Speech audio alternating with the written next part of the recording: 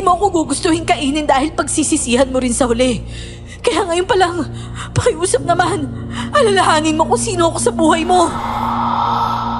Isasama na kita sa paglubog ko. Sasama ka sa akin, sa ayaw mo at sa gusto. Gusto niyo ba ba isakripisyo ang buhay ng batang to para iligtas ang immoral na babae na yan?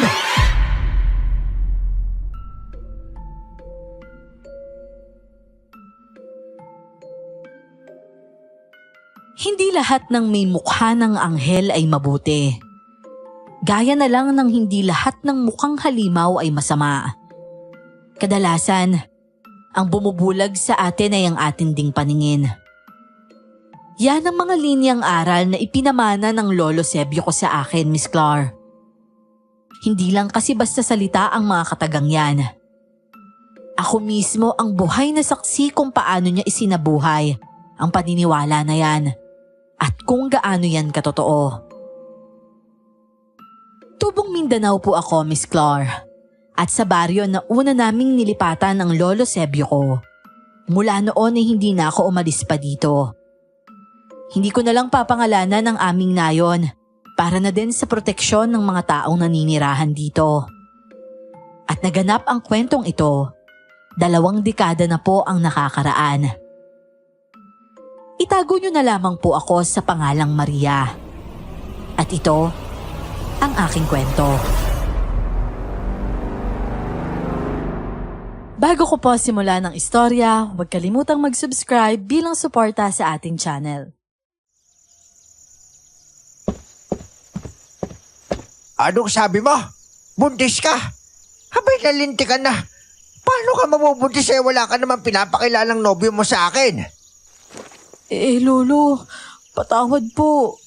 Hindi ko naman po talaga nobyo si Carding Nadala lang po kami sa tuksuhan nung nagkaroon ng bailehan sa plaza. Ano? Bumukha ka ng dahil lang sa tuksuhan? Yan na nga ba ang sinasabi ko? Una pa lang sinabihan na kitang walang idudulot na mabuti sa iyong pakikipagbarkada mo sa batang yon. Matigas talaga ulo mo. O ngayon, paano na yan? Paano na yung pag-aaral mo? Nasaan na yung lintik na Carding na yan? Lolo, natatakot daw po siyang humarap sa inyo Ha? Natatakot? Bakit? Mukha ba akong nangangain ng tao? Abay, lintik yan Nasaan na ba yung sundan ko? Lo, ano po bang gagawin niyo, Lolo? Wag naman po. Natatakot ka mong umarap, hindi ba? Pwes, ako nang harap sa kanila. Ewan ko na lang kung hindi siya tubuan ng tapang kapag nakamba na sa leg niya yung patalim ko. Lo, maghulos dili naman po kayo. Hayaan niyo na po siya. Hindi ko po kakayanin kapag napahamak pa kayo ng dahil lang sa akin Duwag naman po talaga yung lalaking yun, Lo. Abay, at aminado ka pa? Paano nga nakabuntis yun wala naman palang bayag? At ikaw nagpabuntis ka sa loko yun? Paano na yan? May pagmamalaki ba ng apo ko yun pagdating na araw? Lolo, patawarin niyo na po ako. Ay, Diyos me, yung bata ka.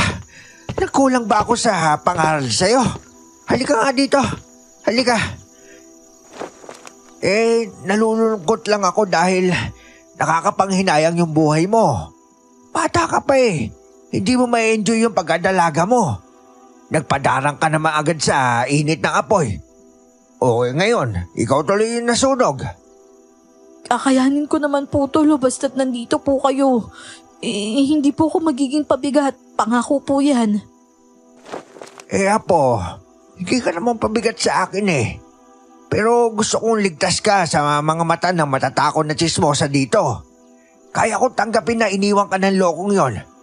Pero para pagpiyasahan ka ng mga hindi rin naman malilinis.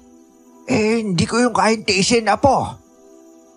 Kung ano man pong maging desisyon niyo, Lolo, susunod lang po ako. Ay, oras na yata talaga para magretiro na ako, Mabuti na lang at binigyan mo ako ng senyales. Lolo naman parang kanina lang, galit na galit po kayo Nabigla ako. Mag-enroll ka pa lang sana sa koleyo, hindi ba? Kung kailan may ipon ka na at ako, saka naman nagkaganito. Hayaan niyo po, Lo. Gagamitin ko na lang yun pandagdag sa puhunan ko. Dadamihan ko po yung produktong inalalako ko para makaipon tayo ng mas marami pa. Maigi pa nga. Pero hindi ka na dito magtitinda ha? Okay lang po yun. Basta sa lilipatan natin, may komunidad din. Hanggat may mga tao, may magiging customer naman po ako eh.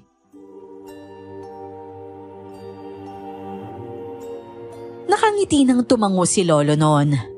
Ako naman, ganun din. May parte sa akin noon ang nagsisisi. Pero nandun na, buntis na ako at hindi magtatagal ay magkakaroon na ng anak. Kailangan kong maging matatag at tanggapin ang pagkakamali ko. Nang sa gayon ay makapagpatuloy ako sa buhay. Ilang araw pa ay iniwan na namin ang luma naming bahay at nagtungo sa bundok sa kabilang baryo para doon na manirahan. Walang nakaalam sa mga taga-komunidad namin doon na umalis na kami. Kahit ang kapitan namin, dahil siguradong hindi kami papayagang umalis noon. Sikat at kilala ang Lolo Sebio ko doon sa panggagamot o pagiging albularyo. Pero pati yon ay tinalikuran niya ng dahil sa akin.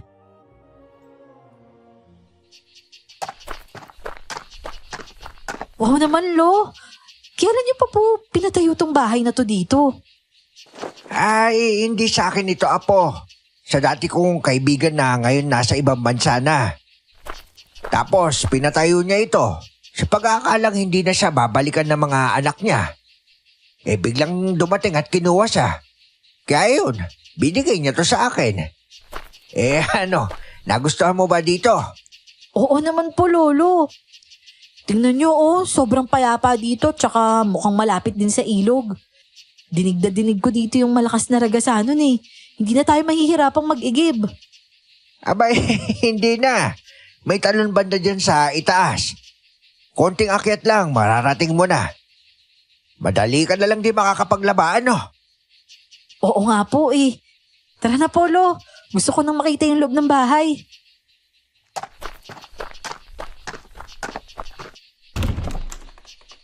Wow, Lo! May mga gamit na din po. Kaya pala iniwan na natin yung ibang gamit doon. Sabi ko nga sa'yo, di ba? Titirahan na lang sana ito ni Atong. Mabuti na rin natin hindi. Mukhang masaya naman siya doon sa ibang bansa ngayon. At itong bahay at lupa, pati yung mga kagamitan, sa atin to mga to. Ang bait po ng kaibigan mo, Lolo. Sana magkaroon din ako ng ganyang kaibigan, no? Kusay ang darating. Basta't matuto ka lang mamili na maayos. Okay lang magkamali ng minsan. Pero hanggat maaari, wag na ano. Marami na akong natutunan sa nangyari sa akin, Lo. At simula po ngayon, makikinig na ako sa lahat ng sasabihin niyo sa akin.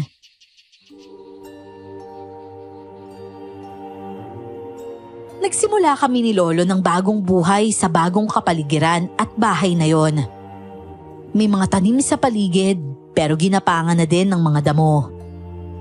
Maagyaw at mabukbok din sa loob. Pero nagpahinga muna kami at kinabukasan ay tinulungan ko na siyang maglinis. At habang ginagawa yon, nagpaplano na din kami kung paano ang gagawin kong paglalako ng gulay, prutas at isda sa baryo malapit sa kinaroroonan ng bahay namin. May gamit naman akong tri-bike at wala naman akong nararamdamang kakaiba sa katawan. Kaya sigurado akong kaya kong maglako kahit buntis ako.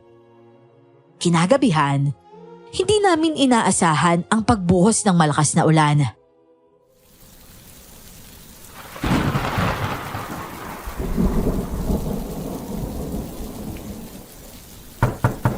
Tao po!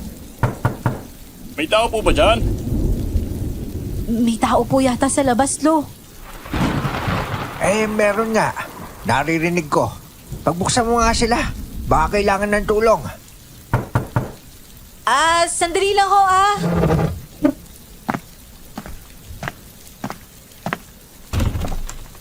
Naku, Diyos ko po.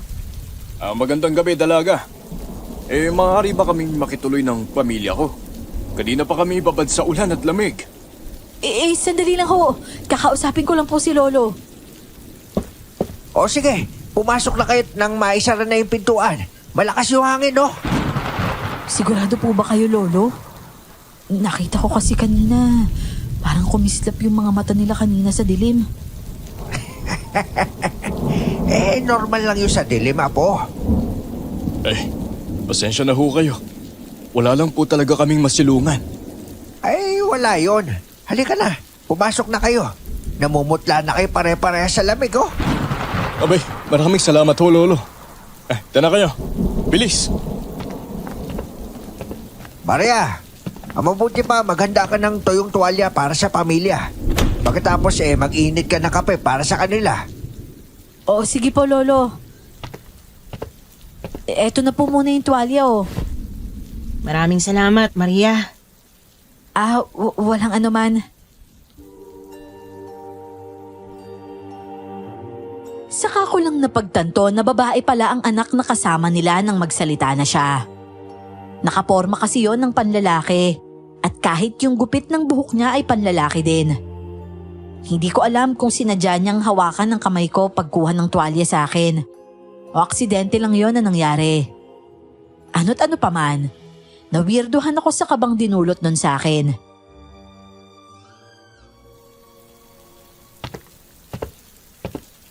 Kayo bang pamilya kumain na? Kaninang umaga pa ho ang uling kain namin. Nako, paano yan? Kamote at gulay lang ang maiahin namin sa inyo. May isda din kami, pero ginawa ng tinapa nitong si Maria para magtagal. Kumakain ba kayo nun? Wala kaming sariwang karne dito.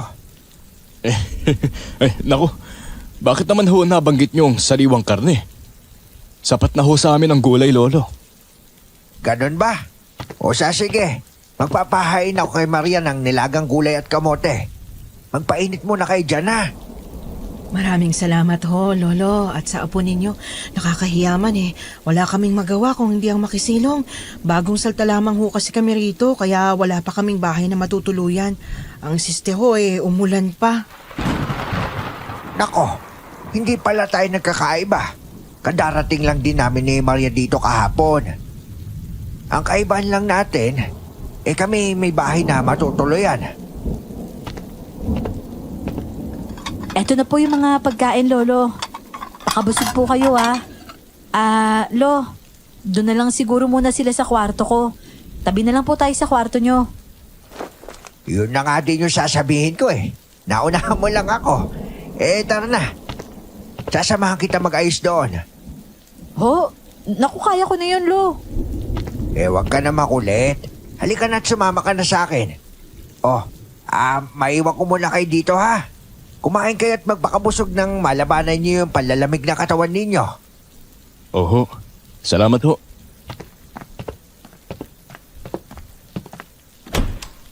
Maria, ilagay mo ito sa bewang mo. Bilisan mo. Ho? Para saan ho ito, Lolo? Para sa kaligtasan nyo ng apo ko. Sumunod ka na lang at huwag ka na magtanong. Ilagay mo muna sa katawan mo yan bago ka humarap ulit sa kanila, ha?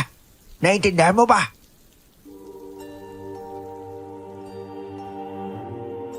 Tumango na lang ako saka itinaling parang sinturon ang kulay pulang tela na may kung anong palawit sa bewang ko. Nauna na ding lumabas si Lolo noon. Habang ako, matapos sabili niya ay nagtungo naman sa kabilang silid para kuhanin ang ilang personal kong gamit doon. Mabuti na lang pala at nakabagpa ang karamihan sa mga yon, kaya hindi na ako nahirapang ilipat sa silid ni Lolo. Napakasipag mo naman, Maria. Ang liksi mong kumilos, para kang hindi buntis. Aha? Paano mo nalaman? Halata naman sa itsura mo. Medyo maputla ka at yung galaw ng tibok dyan sa leeg mo hindi normal. Tibok sa leeg? Tumitibok yung leeg ko? Oo, dito banda. Pwedeng hindi mo makapa pero nakikita yan.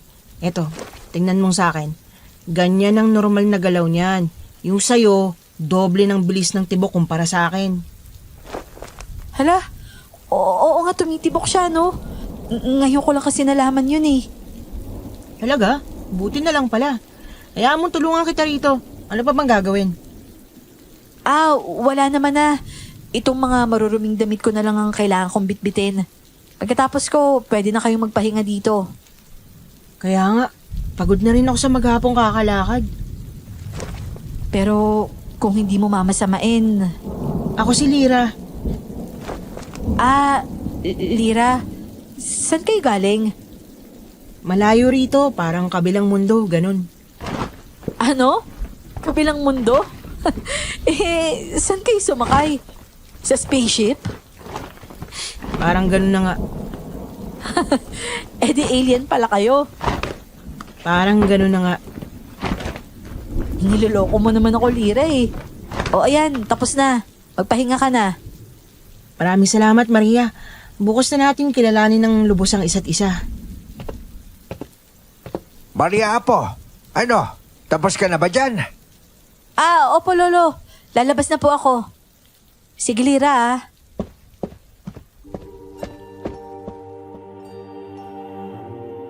Hindi ako komportable sa paligid niya. Bigla ay para akong nalito sa sarili ko. Kung hindi lang siya magsasalita, mapagkakamalan ko talaga siyang lalaki. May kakaibang kislap ang mga mata niya at hindi ko maipaliwanag. Pero para akong natatakot na namamangha sa kanya. Nung mga panahong yon, hindi pa naman laganap ang mga babaeng lalaki kong kumilos at pumorma. Lalo na nga sa probinsya gaya ng amin at liblib pa.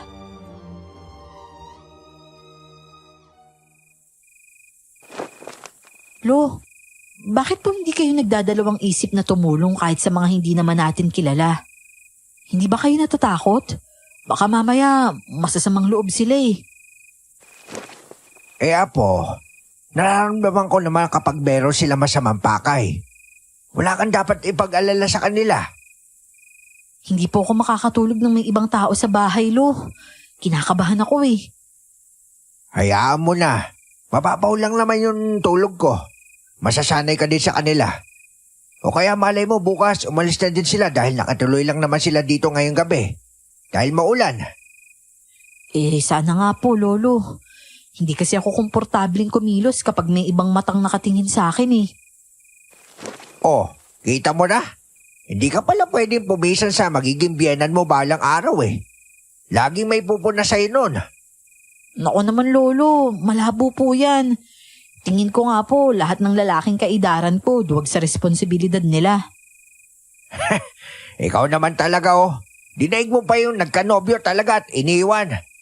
Ang isipin mo ngayon, magpahinga ka na. Hindi mo gugustuhin lumabas yung anak mong puyat. Oo, si Lolo naman talaga oh. Kinabukasan naman habang nag-aalmusal, hinihintay kong magpaalam na sila pero hindi yun nangyari. Paano'y nasa kalagitnaan pa lang kami ng pagkain nang ilang grupo ng mga tao ang bigla na lang sumulpot sa kabundukan at may mga tinatawag na pangalan. Si Lolo ang unang lumabas habang ako ay nanatili sa lamesa at nakiramdam lang. Tulad ko ay ganun din ang ginawa ni Lira. Na sa tuwing titingnan ko, nginingitian ako ng ubod tamis. Para siyang lalaki na maangas kung ngumiti. At sa mga mata ko, dinaig niya pa lahat ng lalaking nakilala ko kung sa angas din lang ang pag-uusapan.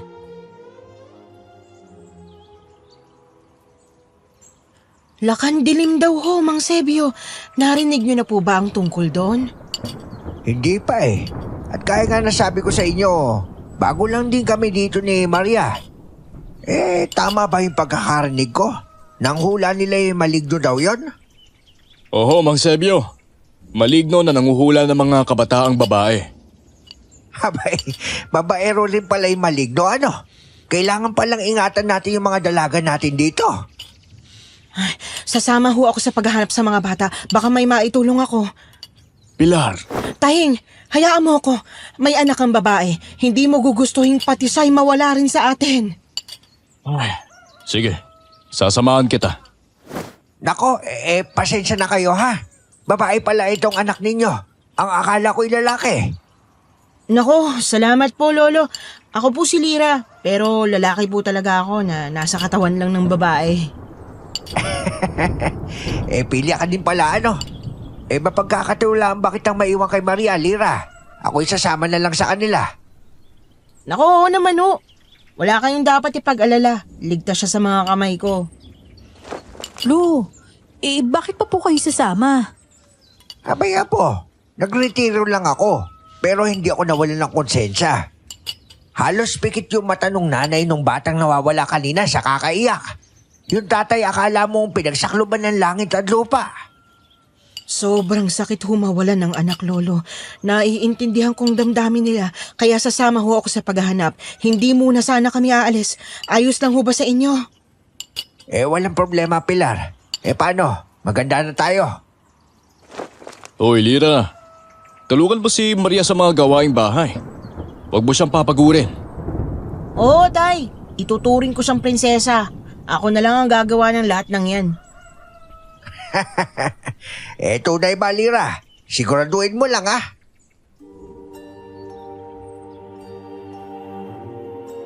Nangingiwi na lang ako kay Lolo noon. Kung paano niya nagagawang makipag-usap sa kahit kanino ng ganun lang kadali, na para bang matagal na silang magkakilala. Habang ako, nititigan sa mga mata si Lira ay hindi ko magawa. Ilang minuto pa nga at nagpaalam na din silang aalis. At bigla ay para kaming nagkaroon ng extended family. Gaya ng sinabi ni Lira, lahat ng gagawin ko ay inaagaw niya. Kung mabilis na akong kumilos, mas mabilis pa pala siya. Tinotoo niya yung pangakong hindi ako pakikilusin. Binigyan niya lang ako noon ng kape at pinaupo sa lamesa. At nang matapos na siya ay kinuha ko na ang labahan. Pigil ko ang tawa nang makita ko na siyang parang nagulat. May mga labahin pa? Oo. Labahin pa namin to sa baryo na pinanggalingan namin ni Lolo. Tsaka yung mga kumot at kobrekama na inalis namin sa mga higaan kahapon. Kaya mo pang panindigan? Oo naman, no. Halika na, akin na yan. Saan ba tayo maglalaba? Sa talon? Ha? Paano mo nalaman na may talon dito? Galing na kami ron kahapon. Doon kami naligo. Maliligo din ba tayo, Maria? Oo, para dire-diretso na. Sige, tara na. Gusto mo ibakay kita para hindi ka na mapagod umakyat? Bakit mo naman gagawin yun? May mga paa naman ako. Sabi ko kasi hindi kita papagurin eh. Sigurado ka kaya mo akong pasanin? Sa laki ng katawan kong to? Hindi ka naman malaki. Akala mo lang yun. Tsaka, teka nga, minamaliit mo ba ang kakayahan kung buhatin ka? Hindi naman. Ikaw lang din yung inaalala ko. Tapos ang dami mo pang bitbit. Yun nga lang. Mamimili ka kung ikaw ang bibit-bitin ko o itong mga labahan.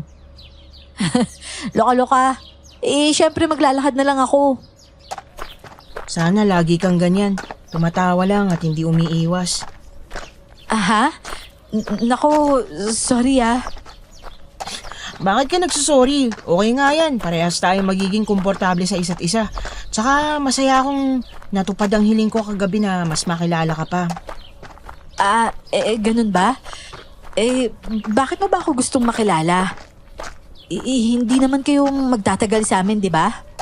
Gusto mo ba umalis na kami? Ha? Nako, hindi. Ang ibig ko sabihin, oo. Depende sa inyo. Sige, akong bahala. Oo nga pala, kung hindi mo mamasamain, Maria, nasaan ang tatay ng magiging anak mo? Teka muna, huwag kang pupunta sa tubig, dito ka lang. Bakit naman? May problema ba, Lira? Hoy, teka, saan ka pupunta?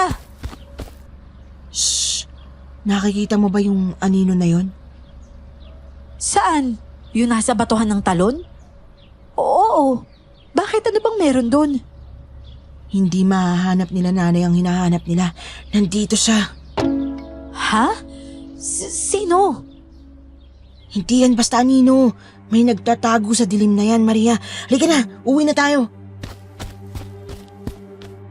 Nang hatake niya ako ay wala na akong nagawa. Parang hindi ka panipaniwala dahil wala namang kakaiba doon nung unang tingin ko. Pero nang balikan ko ng tingin ng batuhang tinuro niya, napansin kong may gumalaw ngang anino mula sa anino ding naroon. Nangilabot ako. Hindi kasi yun malayo mula sa lugar kung saan ko binalak maglaba. Yung pagod ko sa mabilis na paglalakad palayo doon, nadagdagan pa ng matinding kaba dahil nasaksihan ko yon. Paanong nangyaring may anino pero wala namang kahit ano o sino doon? Totoo bang sinabi mo, Lira? Anong klase siyang maligno? Laman lupa ba o gaya ng mga engkanto? Sa palagay ko ay laman lupa. Ramdam kong mabagsik siya, Tay. Matindi ang enerhiyang taglay niya. Kung ganun hindi basta-basta ang umaaligid sa baryong ito. Ay, kawawa naman sila lalo na yung mga kabataang babae. Nako, mabuti na lang at kasama ka nitong si Maria, Lira. Baka kung ano na nangyari sa kanya kung siya lang yung naglaba mag-isa sa talon. Pakiramdam ko, naramdaman din ng nilalang na yun ang presensya ko. Hindi ko lang alam kung anong magiging reaksyon niya. Bakit naman, Lira? Ano bang klaseng presensyang meron ka para mag-react ng kakaiba yung mga maligno na yun? Apo, nakita mo din ba yung nilalang? Hindi, Holo. Pero nakita ko po yung sinasabi ni Lira na nagtatagong anino sa anino. Nagtatagong anino sa anino? Ang ibig ninyong sabihin ay humahalo sa dilim? Opo, Nay. Hindi nakikita ang pisikal niyang anyo. Hindi kaya malahon niya ang malignong yun kaya hindi nakikita? May punto ka, Pilar. Maaaring may kapangyarihan siyang gayahin ang paligid niya. Kaya nagsisilbi siyang invisible sa mata ng mga tao. Nay, Tay, maaari ho ba tayo mag-usap? Anak, kung ano man yan, pwede mo nang sabihin sa harapan ni Mang Sebio. Una pa lang, ramdam na niya kung ano tayo. At alam kong alam niya na. Kanina ko lang napagtanto ang dahilan kung bakit. Talaga ho, Tay? Alam niya kung ano tayo pero tinanggap niya pa rin tayo?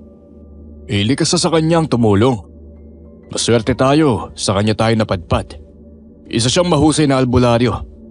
At santigar, anak. Ho?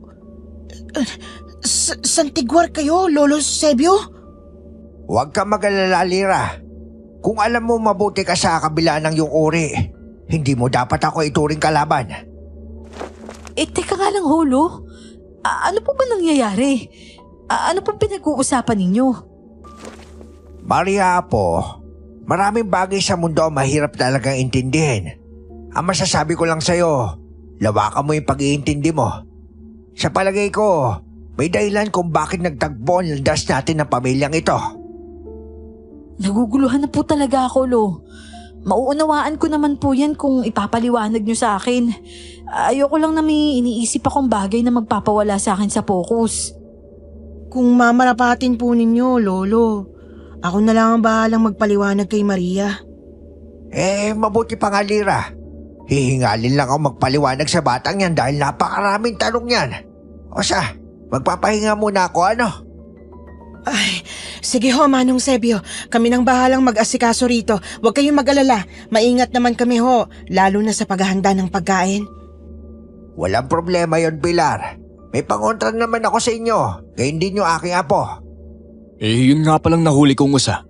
Kakatayin ko muna nang may saayos na natin at magtagal na sariwa. Maigi pa nga, Tahing. Kukuha din ako ng karne dun sa gagawin kong sahog sa pagkain ng maglolo.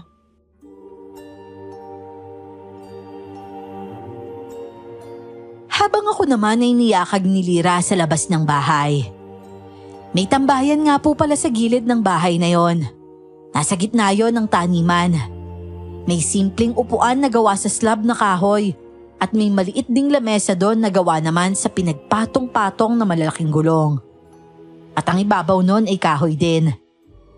At bago nagpaliwanag, tinitigan pa ako ni Lira sa mga mata. Doon ay napasinghap ako nang makitang baliktad ang refleksyon ko sa itim ng mga mata niya. Isang bagay lang ang pumasok sa isip ko. Ang isa sa palatandaan na sinasabi ni Lolo sa akin kapag aswang ang kaharap ko. Natakpan ko ang sariling bibig dahil sa gulat at kasabay noon ay napaatras ako. Mukhang may ideya ka na. Natakot ka ba? Totoo ba? Bakit mukha ka lang normal na tao?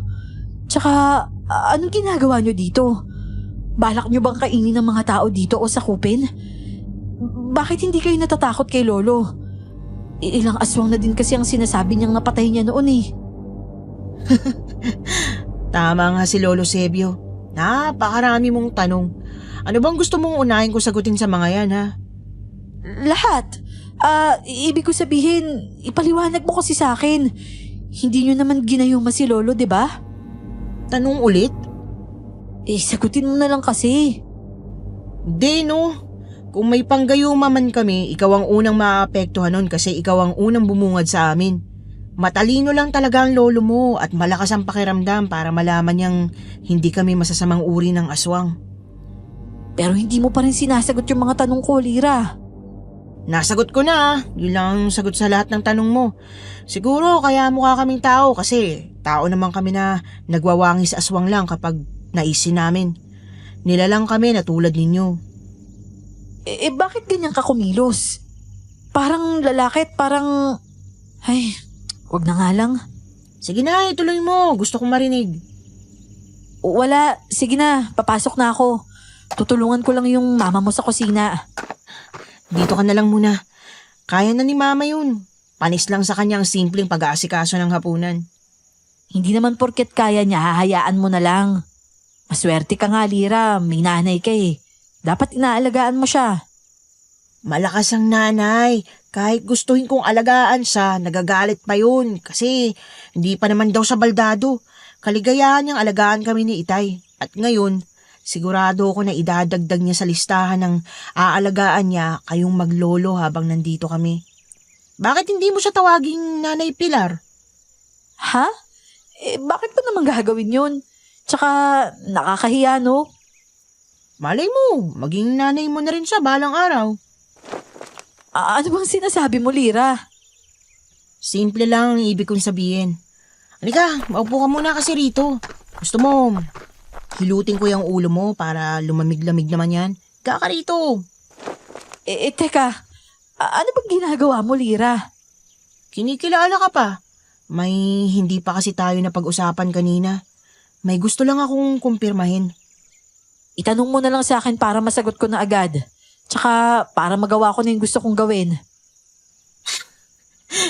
Iniiwasan mo ba ako? Iyon na yung tanong mo? Hindi pa. Para kasing dumistansya ka na simula nung nalaman mo kung ano ko eh. Hindi naman sa ganun. Gusto ko nga tumulong magluto eh. Tsaka mas gusto kong makasama at makilala muna si Nanay Pilar. Yung lawak ng ngiti ni Lira noon, halos umabot sa mata niya ang guhit ng labi niya. Parang may kung anong kuminang din sa mga mata niya noon. Hindi ko pa naunawaan kung bakit gano'n ang reaksyon niya. At ang nais ko lang naman talaga, makilala si Nanay Pilar dahil sabik nga ako sa nanay at mga magulang. Hindi ko naman nakalain na iba ang naging dating nun sa kanya. At sa hindi inaasahang pagkakataon, nabigyan ko siya ng pag-asa tungkol sa isang bagay. Unti-unti ay nakasanayan ko ang presensya ng pamilyang nakituloy sa amin. Tama naman si Lolo, mabubuti silang tao. At tama po, tao nga ang tingin ko sa kanila. Dahil yon ang nakikita ko. Gayunpaman, hindi naging madali ang paninirahan nila Lira sa amin. Sa loob ng 1 linggo, hindi iisang beses na may nabalitaan kaming nangangamatay na alagang hayop ng mga nasa baryo. Umaakyat ang ibang may-ari sa amin dahil doon daw nakita ng isang witness na papunta yung salarin habang tumatakbo. Lo, pagtatakpan niyo po talaga sila palagi sa mga taga-baryo? Paano kung may mahuling isa sa kanila minsan? Wala mahuhuli sa kanila, Apo. Literal na mabilis at mas maliksi silang kumilos kumpara sa ating mga tao. Saka nangako naman silang hayop lang yung kakainin nila. Ho? Ibig sabihin, alam niyo po yung ginagawa nila sa baryo? Hindi natin maibibigay ang pangangailangan nila sa karne kahit 3 beses sa 1 linggo. Basta't ang importante, nag-iiwan naman sila ng kapalit sa napeperwisyo nila. Pwedeng mamili na lang sila ulit. Kapalit po? Abay, oo. Nag-iiwan sila ng ilang gramong ginto bilang pasasalamat. Bakit hindi na lang ho sila mga aso sa gubat? Mas ligtas pa dun. Hindi kasi basta napapalitan yung mga hayop sa gubat. Lalo na yung mga kinakain nila. Pero yung mga hayop na naaalagaan, madali lang sila magparami. Talagang sineryoso nyo na ho ang pagtulong sa kanila, Lolo Tiwala ho talaga kayo sa kanila, no? Mga mabuti kasi silang nilalang. Isa pa, nasisiguro ko malaki yung maitutulong nila sa kasalukuyang problema ng baryong ito.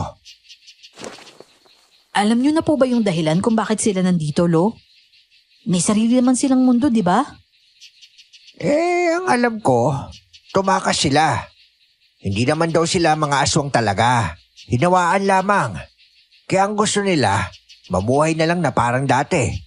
Tahimik at malayo sa mabangis na mundong ginagalaw nila ng ilang taon. Hindi kaya sila isumpa ng mga taga-baryo kapag nalaman ng mga aswang sila, Lo? Baka pati ho tayo madamay niyan. Kahit papano, maraming ang taga rito na nakakakilala sa akin. Alam nilang hindi ko magagawang kupkupin yung masasamang nilalang.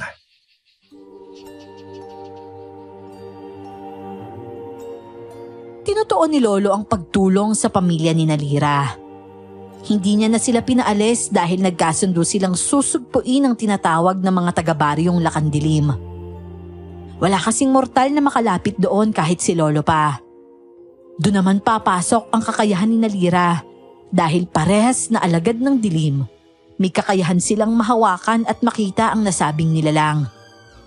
Kaya naman magsasanib puwersa daw sila para mapalayas yon. O di naman kaya, kapag nagmatigas ay papatayin na nila ng tuluyan. Lolo, nag-aalala po ako sa inyo Kaya niyo pa po ba? Di ba matagal niyo nang hininto yung pagiging santigwar? Tapos nag-focus na lang kayo sa pagiging albularyo. Dahil hinihingi yun ng pagkakataon na po. Hinihingi ng baryong ito yung tulong ko. Kaya siguro'y hinila din nila yung pa ako patungo dito. Abay, kung hindi ako kikilos, baka sa susunod na henerasyon, wala nang kababaihang maiwan dito at inasawan na lahat ng mga manyak na alaman lupang yon. Inasawa po, Lolo? Sino po bang nagsabi ng detalyeng yan sa inyo? Yung mga tao din dito. Yun daw yung pakiramdam nila Lahat kasi ng kadalagahan dito nawawala. Ang sabi kapag nagkaroon ng buwan ng dalaw, saka nawawala. Sa palagay nyo, pag-iinteresan pa ako ng Lolo? Di ho ba buntis na ako? Aba Maria, huwag mo minamalit yung kamanyakan ng ganun nila lang. Dinaigpan niya yung mga adik at rapist dito sa mundo natin. Hanggat nireregla ka at babae ka, siguradong wala kang kawala sa gaya nila. Pasensya na. Maistorbo ko muna kayong maglolo, May isang binatilyo kasing dumating at hinahanap kayo. Nagbabantang magwawala kapag hindi humarap sa kanya itong si Maria. Ano ka mo? Abay, sino ba yan? Teka lang, Polo. Lalabasin ko na lang ho muna. Mabuti pa nga. Ang gusto ko'y kalmado siya sa paglabas ko, ha? Maria! Sinasabi ko na nga ba na nandito kayo? Halika na. Sumama ka na sa akin. Kinukulong ka ba ng lolo mo dito, ha? Para hindi na tayo makapagkita at mabuo ang pamilya natin? Karding? Paano mo ko nahanap? Hindi na mahalaga yon. Basta't sasama ka sa akin. Uuwi na tayo. Doon muna tayo kila nanay. Tapos dadalhin kita sa Maynila. Doon sa bahay ng ate ko. Habang ako, magtatrabaho. Ipipisan mo ako sa mga kamag-anak mo? Hindi pwede. Ayoko. Aba, wala kang choice. Yan lang ang kaya kong ibigay sa'yo ngayon Hindi ba sabi mo, gusto mo, buo ang magiging pamilya mo dahil wala ka nun? O ito na, ibinibigay ko na sa'yo. Nagbago na ang isip ko, Carding. Ayoko nang sumama sa'yo. Ha? Bakit naman? Halika na. Akong bahala sa inyo ng anak natin. Hindi mo ba siya narinig? Ayaw niya raw. Bakit mo ba siya pinipilit? O, sino naman to? Bakit boses babae ka, pare? Ano, bakla ka ba?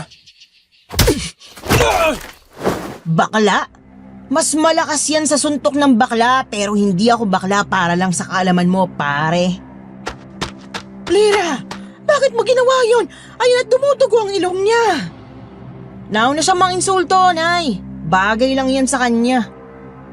Tarantado kang tomboy ka? Ang lakas mo manuntok ah. Gusto mo one-on-one tayo eh. Madaya ka. Hindi ako nakahanda nun. Karding, ano ba? Isip bata ka pa rin talaga eh. Umuwi ka na nga. Aba, hindi ako uuwi nang hindi ka kasama, Maria. Ipaglalaban ko ang karapatan ko sa anak natin. Eh di ilaban mo. Basta't ang sinasabi ko sa'yo, hindi na ako sasama sa'yo. May karapatan ako sa'yo. Akin ka na, Maria. Akin ka na. Pakakasalan kita kung yan ang hiling mo. Bukas na bukas din. Ikaw palang bakla eh. Minamanipula mo ang isip ni Maria sa kakapangako ng kung ano-ano. Alam na alam mo kung anong gusto niya marinig eh, no? Bakit ka ba nakikisali dito, ha? Sino ba to, Maria? Bakit may kasama kayong ibang pamilya sa bahay nyo? Wala ka nang pakialam doon, Karding. At kung gusto mo akong pakasalan, patunayan mo muna sa akin na responsable kang tao. Eh, yun lang ba? Pwede, sige. Dito muna ako sa inyo tutuloy. Wala namang ibang matutuloyan dito eh. Oh, eto ko lang oh. Maghanap ka ng matutulugan mo sa labas ng bahay ko. Hindi ka welcome dito sa loob dahil sa pang-aahas na ginawa mo sa akin, Karding. Ay, Lolo Sebio! Naku, mano po? Hindi na.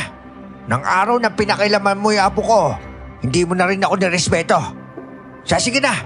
Kung ano ang desisyon ni Maria, siya yung masusunod. Pero dito sa loob ng pamamahay ko, hindi pwede. Ay, wala akong problema. Patutunayan ko sa inyo na karapat-dapat ako sa apo nyo. Pilit kong tinatansya noon ang sinseridad sa mga kilos at salita ni Karding. Pero sadyang malikot ang mga mata niya. May pagkakataon na para siyang sincere, pero may mga pagkakataon din namang hindi. Totoo ang sinabi niyang ang gusto ko ay buong pamilya para sa magiging anak ko. Batid ko kasi ang hirap ng damdamin kapag walang mga magulang. Pero hindi ibig sabihin nun, magpapakatanga ako ulit at hahayaan siyang gamitin ang kahinaan kong yon para manipulahin na naman ako. At nang gabing yon, hindi na nga umuwi pa si Karding. Sa labas siya ng bahay natulog doon sa tambayan. Malapad naman ang upuan doon kaya kasyang-kasya siya. Ikinabit niya lang ang kulambo sa mga sanga ng puno para hindi siya pasukin ng insekto at lamukin. Wala ni kahit ano. Walang unan at wala ding kumot.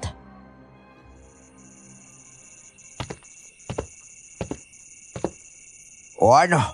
Naawa ka ba sa kanya, apo? Eh hindi naman polo pero bibigyan ko po siya ng unan at kumot doon mamaya. Sa tingin ko, nakaisip na yan lalaking yan. Bakit niyo po ko hinayaang magdesisyon, Lolo? Pwede naman kayong kumontra sa sinabi ko kanina, di ba? Magkakaanak ka na, apo. Mahalaga ang bawat desisyon na gagawin mo. Hindi mo malalaman ang halaga nun kung palagi kitang kukontrolin o di naman kaya pangungunahan. Saka wala naman ako nakita mali sa sinabi mo. Namangha pa nga ako sa'yo dahil hindi ka basta dadala sa matatamis na salita. Paano ho kung maging mabuti siya at makapasa sa mga pagsubok ko? Sasama ho ba ako sa kanya? Nasa sa'yo yan. Ang masasabi ko lang, hindi mo makikita ang tunay na kulay na isang tao kung hindi mo makakasama sa iisang bahay. Paano nga ho, Lolo? Ayaw niyo naman siyang papasukin dito. Tsaka mukhang nanliligaw pa lang ho siya eh. Siguradong lahat ng kabutihan ipapakita niya sa akin ngayon. Matalino kang bata, ano? Saan mo ba nalaman yan? Naisip ko lang ho. Nakikita ko din kasi sa mga kaibigan ko noon. Kapag nililigawan sila, laging kinikilig. Tapos nung sinagot na nila, wala na. Puro na lang sila reklamo. Biglang naging sakit na ng ulo yung dating nagpapakilig sa kanila. Marami ka pang matututunan na po. O sige na, matutulog na ako ha. Ikaw na bahala dyan. O sige po, Lolo. Susunod na din po ako doon.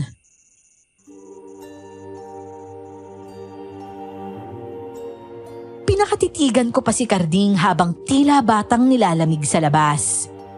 Marahas akong napabuntong hininga at may parte ng isip ko ang gustong pagsisihan ang naging desisyon ko. Sa paglipas ng ilang araw, bigla ay nawala ang kagustuhan kong panagutan ako ng lalaking nakabuntis sa akin. Para akong nauntog, lalo na sa tuwing maiisip ko yung sinabi niya nung yayain ko siyang humarap kay Lolo. Kumuha ako ng kumot at isang unan. Nilabas ko yon kay Carding at iniabot lang. Papasok na sana ako nang bigla niyang hawakan ng kamay ko at pigilan. Napakunot noo ako nang makitang parang naluluha siya. Patawarin mo ako kung naduwag ako, Maria. Nakaisip lang ako ng malaking pagkukulang ko nung nawala na kayo sa baryo. Para akong mababaliw nun. Sana bigyan mo ko ng pagkakataong makabawi sa inyo ng anak natin. Pero hindi naman tayo magkasintahan, Carding. Wala kang pagkukulang sa akin dahil ginusto ko din to. Pero kung gusto mong bumawi, wag lang desisyon ko yung hintayin mo. Mas mataas ang tsansa na hihingiin ko yung komento ni Lolo Sebio. Pero bakit? Ang akala ko ba sabi mo, dapat magkaroon tayo ng sarili nating desisyon. Hindi na ngayon. Simula nang mapagtanto kong mas ikakabuti ko yung pakikinig sa lolo ko. Bitawan mo na nga ako, Carding.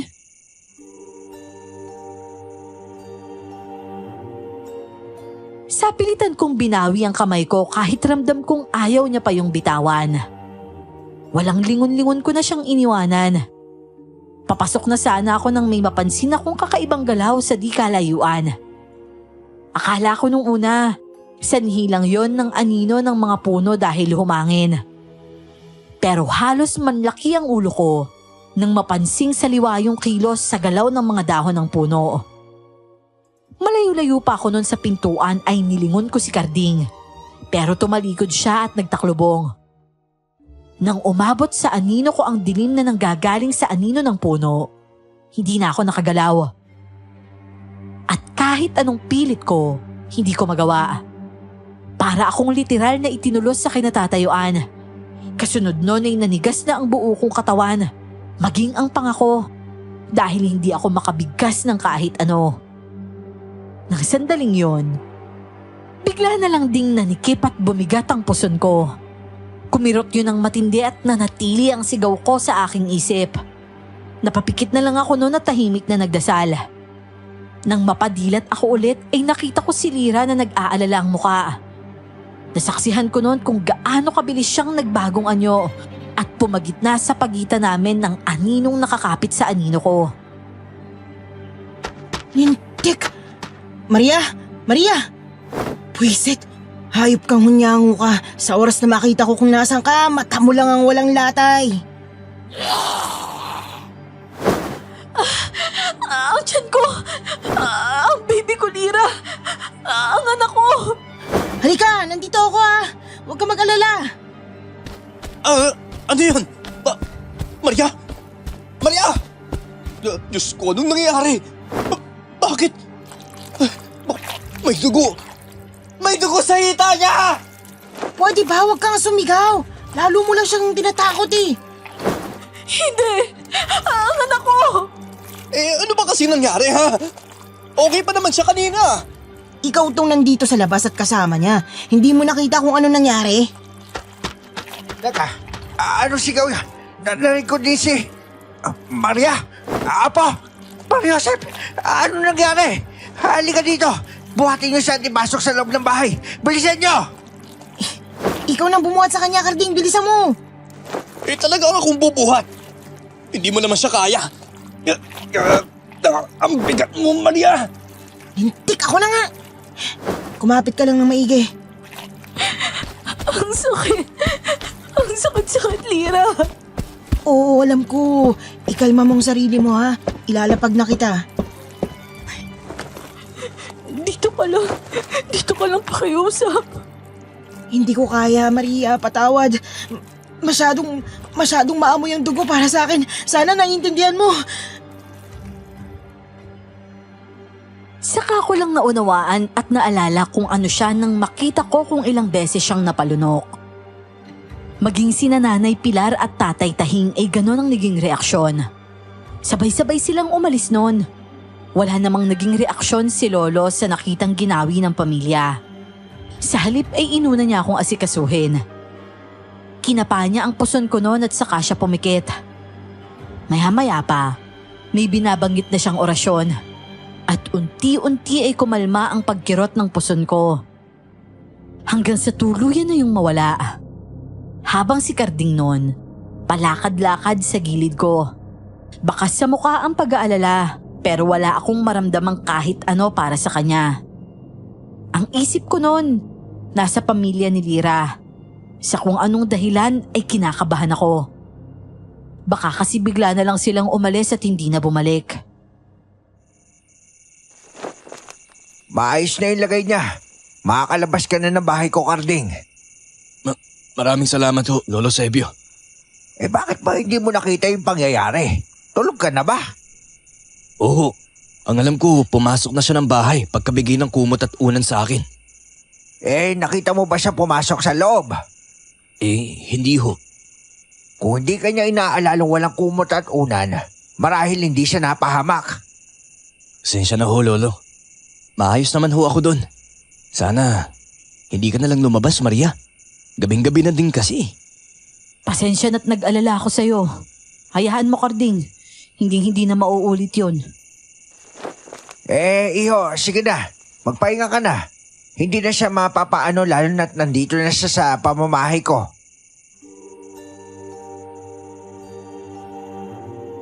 Lihim kong naikuyom ang kamao. Dismayado ako. Nagawa pa akong sisihin ang siraulo sa nangyari sa akin. At nang tingnan ako ulit ni Lolo, nakangiti na siya sa akin. Kinuha niya ang kamay ko sa kayon ibinuka at pinakalma.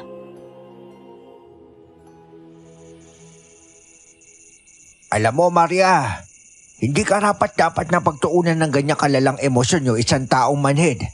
At wala sapat na talino para unawain yung mga bagay. Sa ngayon, hindi ka pwede magalit ng gusto o matuwa na sobra. Ipahinga mo lang yung katawan mo habang nagpapalakas ulit kayo ng anak mo. Kasi kapag nasobrahan ka sa emosyon, maaari kang duguin kaya mag-iingat ka, ha? Oo po, Lolo. Sina Nanay Pilar ho kaya? Saan ho sila nagpunta? Hindi naman po sila umalis ng tuluyan, di ba? Oh, bakit naman sila aalis? Nandyan sila at nagpapakalma. Sigurado akong babalik din yung mga yon. Hindi madaling labanan ng tukso. Lalo na kung sikmura yung kumakalam. Pero huwag ka mag-alala. Alam ko matitiis nila dahil mabubuti silang mga nilalang.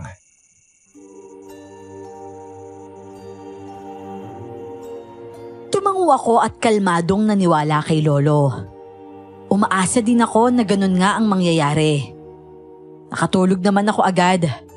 At paggising ko kinabukasan, nakangiting mukha ni Lira ang bumungad sa akin. Parang tumalon sa tuwa ang puso ko pagkakita sa kanya. At halos mapabalikwas ako ng bangon kung hindi niya lang ako pinigilan.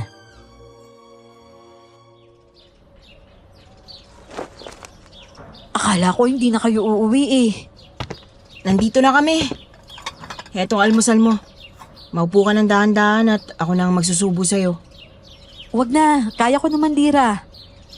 Basta ako na. Nga ka na lang at ngumuya. May gatas din ng baka rito. Makakatulong to sa pagpapalakas mo. Maraming salamat talaga, ha? Teka. Ano yan? Bakit may sugat ka sa leeg? Ang haba ah. Huwag mong isipin yan. Malayo yan sa bituka. Tsaka gagaling din naman yan agad. Ano ba kasing nangyari dyan?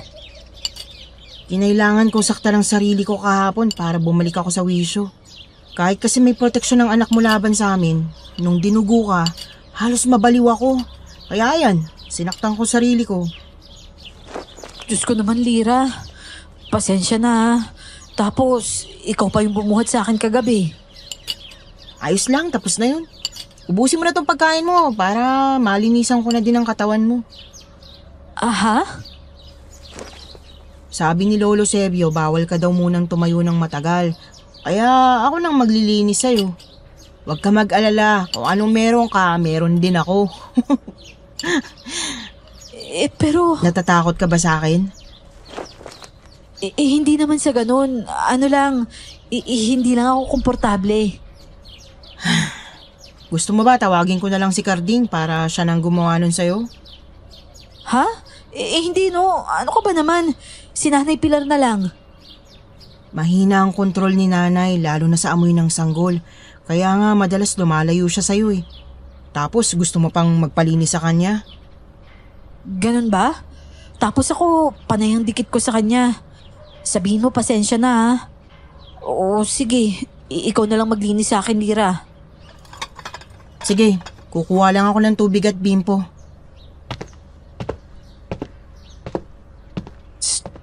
Maria, dito. Nandito ako sa bintana. Good morning. Kamusta ang pakiramdam mo? Okay na ako. Maghihilamos lang ako. Tsaka umalis ka nga dyan. Paghihilamos ka sa higaan? Wala ka ng pakialam doon. Sinabi ko di ba umalis ka na dyan? Ibaba mo nga yung bintana. Mamaya na. Namimiss kita eh. At saka, nakita ko naman na yan. Ano pang itatago mo sa akin? Hindi porkit nakita mo na may karapatan ka ng tingnan. Umalis ka dyan! Uy, teka muna! Huwag mo sabihin ang tomboy na yan na maglilinis sa katawan mo, Maria. Uy! Maria! Manahimik ka sabi dyan eh. Sa susunod na suntukin ko yung bunganga mo, sisiguraduhin kung hindi ka na makakapagsalita. Hoy, hindi mo pwedeng hawakan ng nobya ko. Buisit, papasok talaga ako dyan. Pwede ba, Carding? Umuwi ka na nga lang sa inyo kung hindi ka mananahimik. Pero Maria, bigyan mo naman ako ng pride. May gusto sa'yo ang tomboy na yan. Kaya sinasamantala niya ang pagkakaroon niya ng katawan ng babae. Huwag ka naman pumayag. Gagamitin niya lang yan laban sa akin. Para mo naman din akong iniputan sa ulo niyan eh. Hoy, Maria! Hoy! Ano bang pinagsasasabi mo laban sa anak ko ha? Baka gusto mong hindi ka na makauwi ng kumpleto ang katawan. Laitin mo na kami ng asawa ko. Huwag lang si Lira, naiintindihan mo? Hindi mo pa siya kilala. Ang alak niyo yung pagsabihan niyo. Huwag niyang hinahawakan at pinapakialaman ng nobya ko. Alam mo, hindi mo pa siya nobya. At katawan ni Maria yon. Siya ang masusunod kung kanino niya gustong pahawakan. Huwag ka dapat makialam doon, iho. Kaya naman ho pala lumaking bastos din yung anak niyo eh. Konsentidor ho pala kayo. Carding, kung hindi mo kayang respetuhin yung mga taong nagmamalasakit sa mag-ina mo, maluwag ang daan para umalis sa lugar na to. Hindi ko kailangan ng lalaki dito na mas babae pa sa inahing manok kung pumutak.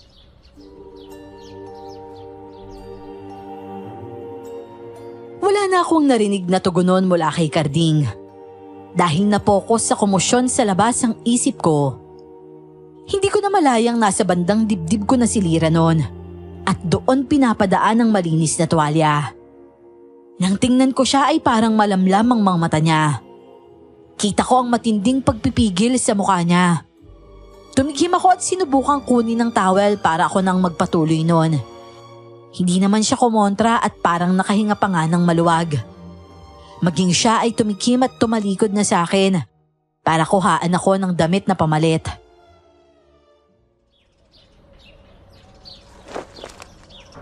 Okay ka lang ba, Lira? Hindi. Pasensya ka na kay Carding ah. Hindi siyang gumugulo sa isip ko, Maria. Wala akong panahong intindihin ang pagiging isip bata ng lalaking yan. Kung ganun, anong problema? Itong damdamin ko na hindi ko mapigilan. Nagsiselos ako kahit wala naman akong karapatan. Nagsiselos ka? Sino naman at kanino? Ikaw! At ang damuhong yan. Hindi pa ba halata, Maria? Pero, Lira, parehas tayong babae. Hindi ako babae, Maria. Lalaki ako. Lira, hindi naman porket gusto mong maging lalaki, lalaki ka na talaga. Babae ang katawan mo. Hindi mo naiintindihan eh. Totoong sinabi ko, lalaki talaga ako. Ang katawang to, hindi ko to pag-aari. Ano? Ano ba sinasabi mo? Isa akong kaluluwa ng pinakamalakas na aswang. Ang tunay na prinsipe ng aming lahi. Pero yung kapatid ko sa labas, patraidor akong pinatay at tinago ang kaluluwa ko sa isang kulungan na selyado ng 1,000 orasyon. Ako nakatakdang ikasal kay Lira, pero hindi niya matanggap ang pagkawala ko at ang kapatid kong yun ang papalit sa pwesto ko at siyang pakakasalan niya. Nagpakamatay siya. Hindi. Ibig sabihin, patay na si Lira? Ang totoong Lira, oo. Pero paano kang napunta dyan at anong tunay mong pangalan? Ako si Yael at kaya ako narito. Yun ay dahil sa pinaghalong sikap ni Nanay Pilar at Itay-Tahing na mapalaya ako gamit ang napakalakas na orasyon galing sa ermitanyo.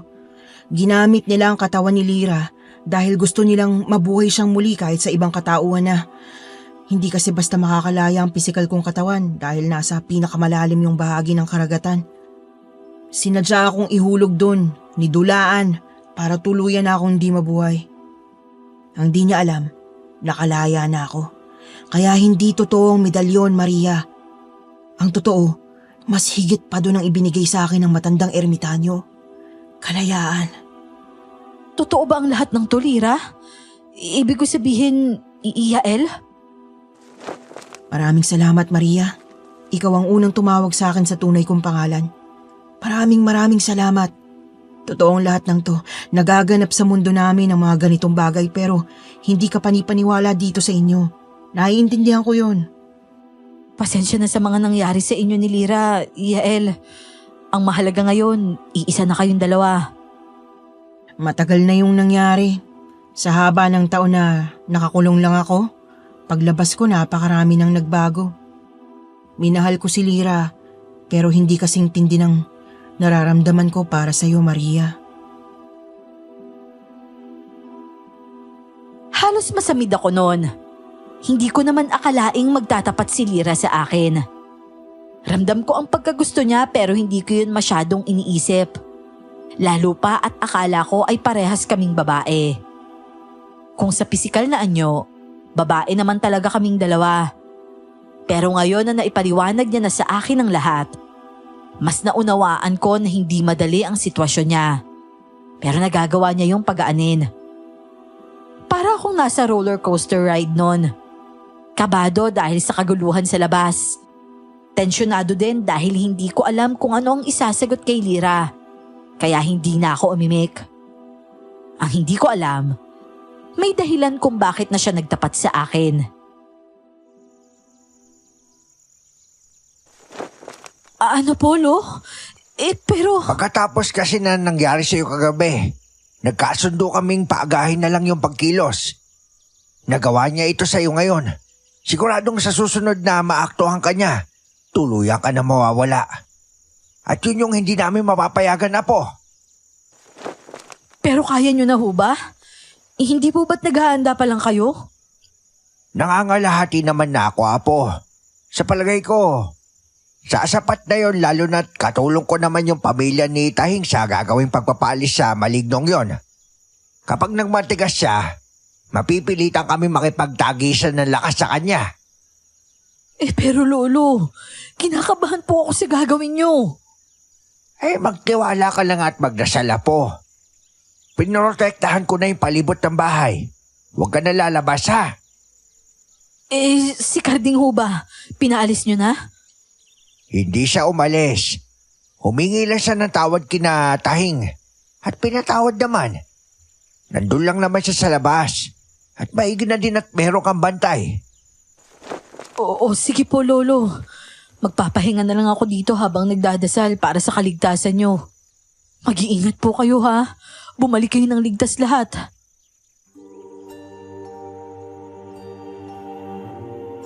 Kakabaka ba man ay nagtiwala ko sa kakayahan nila. At sa Diyos na din para gabayan sila. Kaipokrituhan mang matatawag. Pero maging ang pamilyang aswang ay ihihingi ko ng gabay sa Diyos. Sinunod ko ang nais ng puso ko. At dahil ramdam ko na karapat dapat silang protektahan. Gabi naman nang lumakad sila. At hindi na nagpaalam sa akin si Lira. Hindi niya ako pinuntahan sa kwarto namin ni Lolo. Sumama ang loob ko pero wala naman akong magagawa. At hindi pa man nagtatagal na wala sina Lolo, nakarinig na ako ng mga katok sa bintana ko.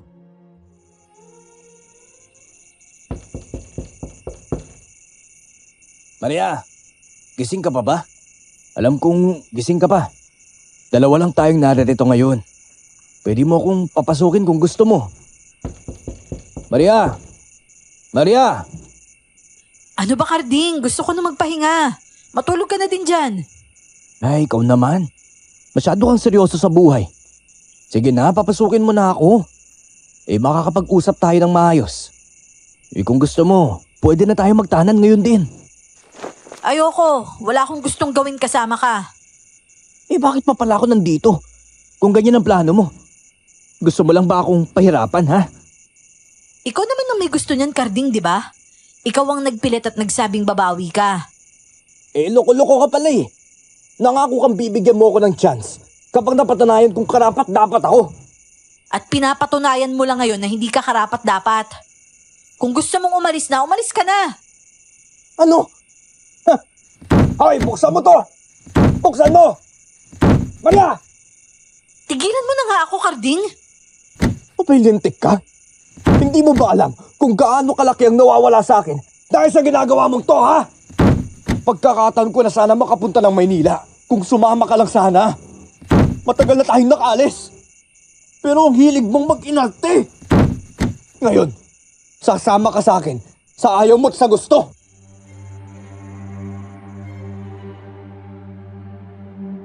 Hindi naman sumasakit ang puson ko pero nang makaramdam ako ng labis na takot, bigla na naman yung kumirot at bumigat.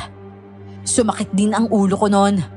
Marahil ay sanhi yun ng stress na nangyayari sa akin. Ano bang ginagawa mo, Karding? Tigilan mo na nga yan. Lalo lang ako mapapahamak sa ginagawa mo eh. Ipapahamak mo na rin lang ako. Isasama na kita sa paglubog ko. Hindi ko alam kung ano pang ayaw mo. Susuportahan ng pamilya ko ang batang nasa tiyan mo paglabas niyan. Wala na tayong iisipin dahil kukunin na yan nila ate. At sila ang magpapalaki. Pero ito ka, nag-iinarte. Siraulo ka yata, Karding eh. Wala ka na sa katinoan mo. Pagbibili mo ang sarili mong anak, hindi ako papahig na makuha niyo ang anak ko. Nihiram, hindi niyo matitikman. Talaga? Di tignan natin kung hanggang saan ang tibay mo. Hindi pa nakontento si Karding sa bintana. Matibay kasi ang lock noon at hindi basta nasisira. Kaya sa pintuan na siya nagtungo. Rinig kong pinagsisipa niya yon. Ako naman ang sandaling yon, naghahanap na ng daanan palabas. Paika-ika kong tinungo ang bintana at dahan-dahan yung binuksan. Nanginginig ang buo kong katawan at umiiyak na din ako sa takot. Wala akong magiging laban kay Karding, kaya kailangan kong iligtas ang sarili ko. Bago pa masira ni Karding ang pintuan, nakatawid na ako sa bintana. Napasubsob pa ako sa lapag dahil sa matinding pananakit ng puson. Dali-dali akong tumayo at pilit na lumayo mula sa bahay. Nawala na sa isip ko noon ang tungkol kay Lakandilim. Ang tanging alam ko, gusto kong makaligtas mula sa masamang binabalak ni Karding. Maria! Mahal ko! Narito na ako! Magkakasama na tayo sa wakas at wala nang hadlang. Maria! Mahal ko! Anong ginagawa mo dyan sa labas? Bakit ka tumatakbo palayo sa akin? Akala ko ba gusto mong mabuo tayo? Sumama ka na sa akin para mapadalahan na ako ni ate ng pera papunta Maynila. Ikaw lang ang kulang eh. Maria! Bitawan mo ako, Karding! Maawa ka naman sa amin ng anak mo! Kung hindi mo sana ako pinahirapan, di hindi na tayo abot sa ganito, Maria. Binibigyan ka na nga ng pabor. Ayaw mo pang tanggapin? Nakalimutan ko kasing sabik sa anak ang ate ko. Una pa lang sana, natapos na ang problema at natulungan pa natin ang isa't isa, hindi ba? Bitawan mo na ako! Nahihirapan na ako! Nahihirapan na ako huminga! Ayaw mong matulog, ha? Ito, pampatulog! Ayaw mo pa din, ha? Ano nangyari? Bakit? Bakit hindi ko maigalawang kamay ko? Sa nanghihina kong pakiramdam, nakita ko pa kung paanong tila may kumontrol kay Karding sa tangka nitong pananakit sa akin. Manhid na ang mukha ko noon dahil sa unang suntok na tinamo. Gusto ko nang bumigay at mawala ng malay, pero lumalaban ang isip ko para sa kaligtasan namin ng anak ko. Maria! Apo! Hayop ka, lalaki ka! Ako na ang bahala sa lalaki niyo, Mansebio. Si Maria na lang po ang asikasuhin niyo. Tira, anak. Okay ka ba dyan? Kontrolado ko na siya, Tay. Sige lang ho. Huwag niyong pakakawalan ng animal na yan. Akong gugulpi dyan, mamaya. Saka ako ipapakain sa mga asong ligaw sa gubat. Anong ginagawa nyo? Ha? Lahi kayo ng mga demonyo! Pakawalan nyo ako! Alisin nyo kung ano man ang nilagay nyo sa kamay ko! Ano, Lakandilim? Gusto mo bang subukang umasawa naman ng lalaki, ha? Matutuwa ka sa isang yan. Gawin mong laruan sa mundo mo bago kita palayain. Aba, paayag siya. Paano ba yan, paring Karding? Mukhang mas malayo pa sa Manila ang destinasyon mo, ah. Magpaalam ka na sa mundong to. Hindi! Anong klase kalimaw yan? Bitaw! Bitawan mo ako! Ayokong sumama sa'yo! Hindi ako sasama sa'yo! Tira! Tulong! Tulungan niyo ako! Maria! Maria, maawa ka! Tatay ako ng anak natin! Hanapin niya ako paglaki niya! Paano na ang pamilya natin? Maria!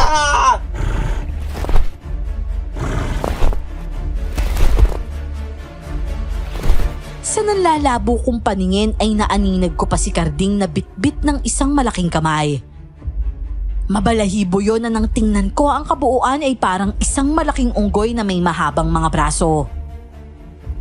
Unggoy na hindi maitatangging mabagsik dahil sa mahabang pangil na nakalabas sa malalaki niyang bunganga. Nag-usap na tayo. Hindi ka na babalik dito dahil kung hindi, sisiguruhin naming ang mga tao mismong papatay sa'yo ng paunti-unti. Naintindihan mo ba, Lakandilim? Sige, bumalik ka na sa pinanggalingan mo at huwag ka nang tatawid pa. Doon ka na maghanap ng kauri mo. Gawin mong espesyal na regalo ang lalaking yan at sigurado kung pag-aagawan ka ng mga kababaihang tulad mo. Ako na munang bahala kay Maria Mangsebio. Kailangan ka ni Lira doon para sa permanenteng pagsasara ng lagusan. O siya, sige. Kaya mo ba mag-control ng napakaraming dugo na lumalabas sa kanya? Kinakabahala ko ngayon kung buhay pa yung sanggol. Kaya ko ho ito, Mangsebio. Para sa kaligtasan ni Maria, kakayanin ko. Ako na ho ang baalang tumingin sa kalagayan ng sanggol. Sige na ho, bago pa kumalat ang liwanag. Napapikit ako dahil sa pagod. Pero malinaw kong nararamdaman si Nanay Pilar kung saan nakakandong ang katawan ko. Maya-maya pa ay may bumuhat sa akin.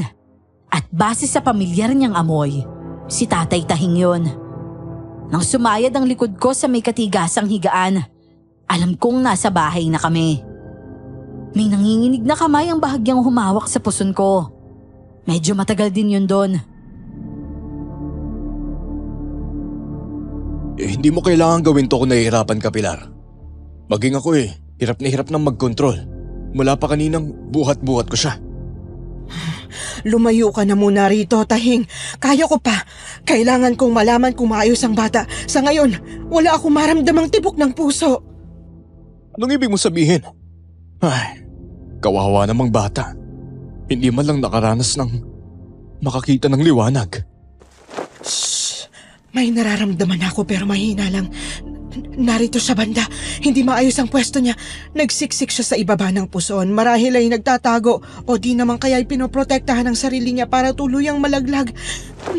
Napakatalinong bata nito, Tahing. Siya nga ba? Ako? Mabuting balita yan. Anong ibig sabihin ng mga dugong lumabas sa kanya? Wala rin akong ideya pero ang mahalaga, ligtas ang bata. Iwanan na natin sa hindi ko kakayaning linisin pang mga dugo niya sa katawan. Oh, halika na.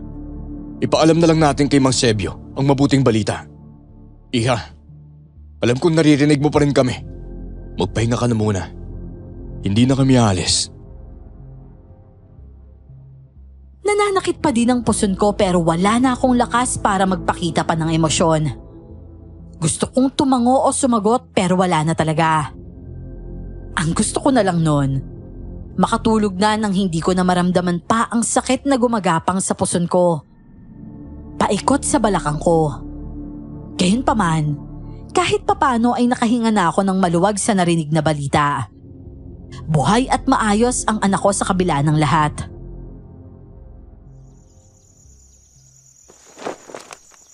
Lolo, bakit kaninang umaga ko pa hindi nakikita si Lira? Okay lang po ba siya? Hindi maganda yung kalagayan niya ngayon, Apo. Masyado maraming enerhiya na wala sa kanya. Idagdag pa yung napakaraming sugat sa katawan niya.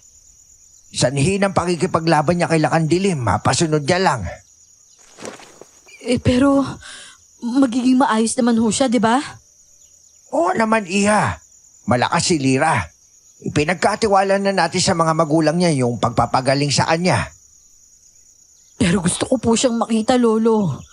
Pakiusap po kahit saglit lang. Wag na matigas ang ulo mo, Apo. Isipin mo muna yung kalagayan ng anak mo. Konti na lang at tuluyan na din siyang bibitaw. Magpakalakas ka muna, ha? Manong Sebio, pwede kong buhatin si Maria papunta sa kwarto ni Lira. Sa palagay ko, kailangan nila ng presensya ng isa't isa habang nagpapalakas sila parehas. Ganun ba? Mukhang yun nga din yung kailangan ng batang to. O sige, dahan-dahan lang kayo. Tatay Tahing, ang dami niyo hong sugat at paano niyo ako mabubuhat? Mukhang may pilay pa ho kayo sa kaliwang kamay. Wala ito, Iha. Kayang-kayang magamot. Mamaya lang okay na din ang mga ito. Huli ka na. Doon ka muna magstay sa kwarto namin. Maaari naman kami ni Pilar na sa sala na lang muna magpahinga. Ako na lang doon. Total, nag-iisa lang naman ako Mas presko pa yung dihamak. O nga pala, Tahing. Bukas magpapatawag ako ng pulong dito sa tapat ng bahay. Napasabihan ko na rin yung mga ngaso. Ipapaalam na natin sa kanila yung paglaya ng baryong ito kay Lakandilim. Aba, siguradong maraming matutuwa at nabunutan sila ng tinik, Mang Sebio. May magpalakas din po kayo. At paniguradong sa mga susunod na araw ay babalik na kayo sa puspusang panggagamot sa mga kadalagahan na bawi natin. Nabawi niyo ho ba lahat ng nawala sa baryo, Lolo? Hindi naman namin masabi kung lahat nabawi namin na po. Pero sana nga. Kasi nasa 10 kadalagahan yung nabawi namin sa maligno. Mga wala sa sarili, bagamat hindi naman payat at hindi mukhang gutom. Kakailanganin ko ang tulong ng ibang manggagamot para maibalik sila sa huwisyo nila. Nagpahanap na din ako na makakatulong sa akin.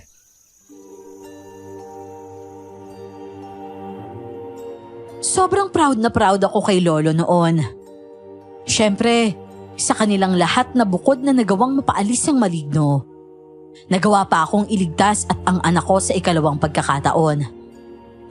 Nang marating ko ang kinaroroonan ni Lira, halos maiyak ako sa sobrang awa sa kanya. Puno ng sugat ang mukha niya at katawan at para yung mga bakas ng latigo. May pasa din siya sa noo at labi, gayon din sa ibang bahagi ng katawan. At ang mas nakakabahala, ang malalim na sugat sa bandang dibdib niya.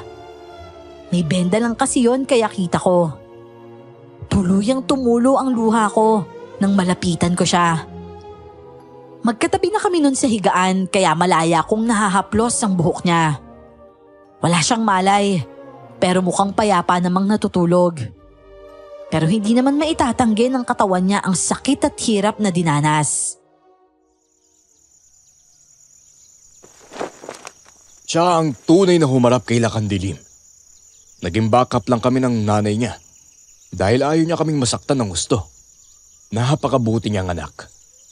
Kahit buhay niya inialay niya para sa kaligtasan ng mga taong mahal niya. Napakaswerte niyo ho sa isa't isa, Tatay Tahing. Masaya po akong maging bahagi ng pamilya ninyo. Iya, may pakiusap sana ako sa'yo. Alam ko ang lihim na pagtingin sa'yo ng aking anak. Hindi naman sa tutol ako pero may kailangan kang malaman tungkol sa pagkatao niya. Kilala ko na ho ang tunay niyang katauhan, Tatay Tahing. Siya ho si Yael, di po ba? Nabigla lang po ako nung una at hindi rin ako makapaniwala dahil parang imposible kasi. Pero kalaunan, napagtanto ko na kung kayo ho nga, totoong nabubuhay at kasama namin. Yun pa kayang katotohanan tungkol sa pagkatao ni Yael at Lira ang hindi ko papaniwalaan. Tanggap ko na po siya maging sino man siya. Ay, ganun ba? Nasabi niya na pala sa'yo. Kung ganun wala na akong magagawa.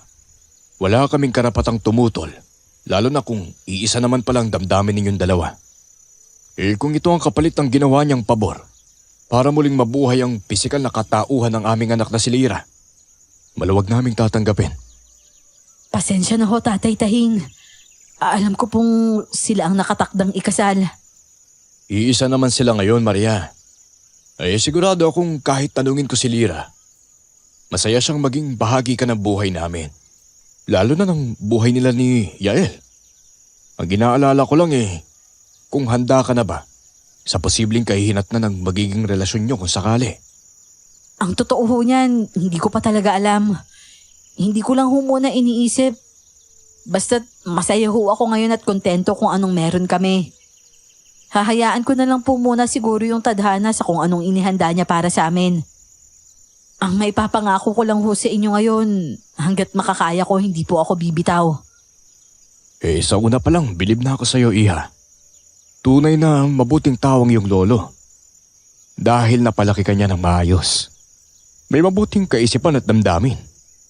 Maraming salamat sa inyo. Marami din naman po ako naging pagkakamali, Tatay Tahing.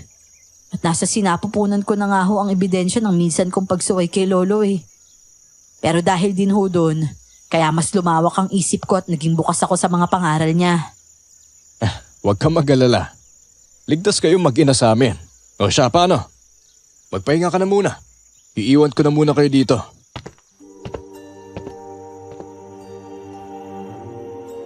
Nang makalabas si Tatay Tahing ay saka ko palang pinagmasdan si Lira. Hanggang sa makatulog na lang ako ulit nang nakaharap sa gawin niya. Sinong mag-aakala na isang tulad niya pala ang magiging tagapagligtas ko sa napakaraming pagkakataon na muntik na akong mamatay. Kung nung umpisa ay nag-aalangan ako sa sasabihin ng mga tao. Kung sakali man na mahulog din ako sa kanya. Nang mga panahong yon ay mas lamang ang pagkamangha sa puso ko. Sigurado ako na kahit saan pa kami mapadpad, ipagmamalaki ko si Lira. Pagpikit ko ng mga mata, ang akala ko ng mga sandaling yon ay payapa na ang magiging buhay namin. Na yun na din ang una't huling beses na makikita ko siyang sugatan at walang malay. Hindi ko naman inakala na may paparating pa palang mas malalang dilubyo. At doon tuluyang masusukat ang pangakong binitiwan ko. Na hanggat kaya, hindi ako bibitaw. Imposible, Tahing. Nasa ilalim tayo ng proteksyon ni Mang Sebio. Paano nila tayong nahanap?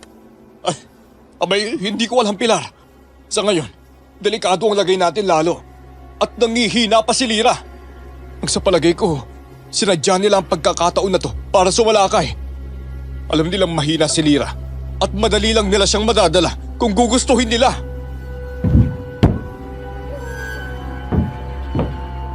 Patawarin niyo ako.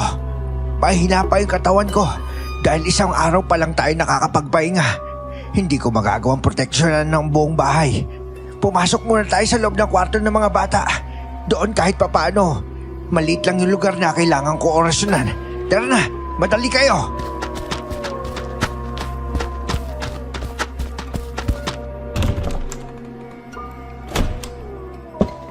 Lo? Nay? Tay? Ano po yun? Ano pong problema? Ngayon palang humihingi na ako ng tawad sa inyong maglolo. Nadamay pa ho kayo sa problema ng pamilya namin. Hinayaan nyo na din madamay ang pamilya nyo sa problema ng mga tao dito sa baryo. Huwag nyo alalahanin to. Haharapin natin ang kahit anong pagsubok ng sama-sama. Maraming salamat ho, Mang Sebio. Hindi namin makakalimutan ang kadakilaan nyo sa aming pamilya. Ano po bang nangyayari? Pakiusap naman, sabihin nyo naman sa akin. Nasa delikadong sitwasyon na naman ho ba tayo? Bumalik ba sila Kandiling para maghigante? Hindi, Maria. Nahanap kami ng Prinsipe Dulaan. Sigurado kung si Lira ang pakay niya. Hindi pwede. Lira, pakiusap, gumising ka na. Paano kitang ipaglalaban sa peking prinsipe na yon kung ikaw mismo hindi kayang pumalag? Pakiusap naman, Lira. Shhh! Mas maigi kung hindi mo siya tatawagin sa pangalan niya, Apo. Teka muna, saan ka pupunta, Tahing? Mga alagad lang yan ni Dulaan. Lalabas ako at uubusin ko sila. Sasama ako. Hindi, dito ka lang. Kailangan ka ng anak natin. Sa mga oras na ito, mas kailangan ako ng asawa ko. Mas malakas tayo kapag magkasama, Tahing. Ano't ano pa man, sa huli ikaw pa rin ang pipiliin kong samahan. Malakas si Lira. Malakas ang anak natin at may protection siya. Hayaan mo kung samahan ka. Kung yan ang nais mo, basta't sa likuran lang kita. Huwag kang aatake. Sa gilid mo ko tatayo. Sabay tayong haharap sa kanila. Ang mga tunog na kasunod kong narinig ay malalakas na angil ng mga hayop. Atungal na kung minsan ay sinasamahan ng pag-iyak. May ilang sigaw din na nanggagaling mula kina Nanay Pilar at Tatay Tahing. Tinakpan ko na lang noon ang tenga ko habang umiiyak. Si Lolo naman ay taimtim na nananalangin, habang si Lira ay wala pa ring malay. Hindi ko alam kung gaano nagtagal ang napakaingay na paligid. Basta't bigla na lang yung tumahimik. Kasunod nun ay pumasok na sa loob ng bahay ang mag-asawa. Pagod at duguan. Si Lolo Sebio ang agad na dumalo sa kanila dahil hindi pa rin ako pwedeng tumayo ng sandaling yon. Malakas ang kutob ko na unang bugso pa lang yun ng mga alagad ni Dulaan. Kailangan natin paghandaan ang susunod nilang pag-atake. Hayaan nyo, hindi tayo pababayaan ng mga taga dito. Yun nga lang, kailangan natin ipaalam sa kanila kung ano kayo. Sa palagay niyo ho ba, Manong Sebio, bukas ang isip nila para tanggapin ang gaya namin? Papatunayan ko mabuti kayo nilalang Pilar. Makikita nila yung kabutihan ninyo sa kabila ng madilim yung sekreto. Abay, matandang huklo ba? Hindi ka na bumalik para tulungan kami manggamot. Ang akala ko ba'y humihingi ka lang ng tulong sa amin? Bakit parang kami pa yatang makikiusap sa iyong natumulong doon, ha? Kayo ho ang tumulong sa amin kanina. Maraming salamat, Lola. Saan ho kayo nagpunta? Bigla kayong nawala. Tinaboy ko na yung mapapunta palang na ikik dito. Binulag ko. Ayun, muntik mabangga sa mga puno. Kayo naman, napakarami ninyong problema sa baryong ito. Sa pakiwari ko naubos na ang lakas ng matandang hukluban na ito. Paano ka pa makakatulong sa amin sa panggagamot yan, Sebio? Lola Hiraya? Hindi siya ang lola mo, Maria. Siya si Harani. Bakit pa lang sana ako doon para makiusap? Kakayanin niyo yung paggagamot doon. Kailangan ko lang panatilihin ang orasyon dito sa bahay. May apo kong kailangan proteksyonan laban sa mga aswang. Ganun ba? Paano ba yan? Malaki-laki ang utang mo sa amin. Babayaran mo kami, ha? Wala nang libre sa panahon ngayon. Ay, nako. Mukha ka pa rin pera. Pero huwag ka mag-alala. Nakahanda na yung pambayad ko sa inyo. Lalo na sa'yo. Hindi pa nagtatagumpay yung paggagamot mo naniningil ka na kagad. Samantalang ako, ito, maupos na. Dapat kay tulong mo na yan sa akin. Hoy, walang ganon. Kasalanan mo naman yan. Sinabihan na kasi kitang huwag kang hihinto sa pagiging santigwar nang hindi nilulumot ang lakas mo't kakayahan. Abay, matigas ang ulo mo. Anong napala mo ngayon? Ultimo enerhiya na para lang dapat sa panggagamot, ayan at nagagamit mo na sa lahat. Ikaw ba'y nagpapasundo na sa bukana ng langit? Pwede ba, Harani? Kakatapos lang ng angelan ng hayop sa palibot ng bahay ko. Ngayon, bunganga mo na naman yung nangingibabaw. Abay, patahimikin mo naman kahit sandali yung mundo ko para makabawi naman ako ng lakas. Kita mo na yan, ikaw pa tong galit. Wala ka talagang pagbabagong matanda ka. Mataas pa rin ang pride mo. Ha! Kung wala lang tayong pinagsamahan, ako, hahayaan na kitang manirahan sa sementeryo. Ay, napakaingay talaga na matandang to. Mabuti na lang at hindi... Inaan mo pa't naririnig ko. Huwag mong ituloy. Baka tuluyan kong ubusin ang lakas mo. Sabihin mo kung kulang ka sa practice. Kumain ka na nga lang dyan. Alam ko na amoy mo lang yung hinanda kong ginamos na gulay at saging kaya ka na parito Kunwari ka pang hihingi ng tulong. Mabuti pa. Saksakan mo na saksakan na saging ang bibig mo na matigil ka sa kabubunganga mo. Nakakarinde. Makahulugan kaming nagkatinginan ni Tatay Tahing at Nanay Pilar sa naging sagutan ni Lolo Sebio at bisita nitong matandang babae. Ilang sandali pa, lumabas na din ang mag-asawa. Tila nakaramdam na may dapat ipaliwanag ang lolo ko sa akin. Noon ko lang kasi nakita yung matandang babae, pero ang akala ko ay nabuhay ang Lola Hiraya ko. Magkamukha kasi sila. Papatayo na sana si Lolo mula sa pagkakaupo sa higaan namin ni Lira nang pigilan ko siya. Tingin ko pa lang ay alam niya nang may kailangan siyang ipaliwanag sa akin. Nang bumuntong hininga siya, inayos ko ang sarili. Hinanda ang tenga sa kwentong ni minsan, hindi niya nagawang banggitin sa akin.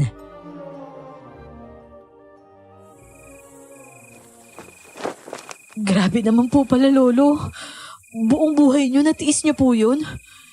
Ngayon, naiintindihan ko na kung bakit kaswalang kayo ni Lola Hiraya. Buong buhay niyo palang pinagsisihan yung isang gabing pagkakamali ninyo. Grabe talaga, no? At si Lola Harani, hindi na rin po nag-asawa? Bale, tinupad niya lang yung sinabi niyang hindi siya mag-aasawa. Kung hindi kami magkakatuluyan, kasalanan ko ang lahat. Naging miserable silang dalawa dahil sa akin. Ay, bakit hindi niyo po kinuwento sa akin yung tungkol dito, Lo? Kahit nung nawala na si Lola.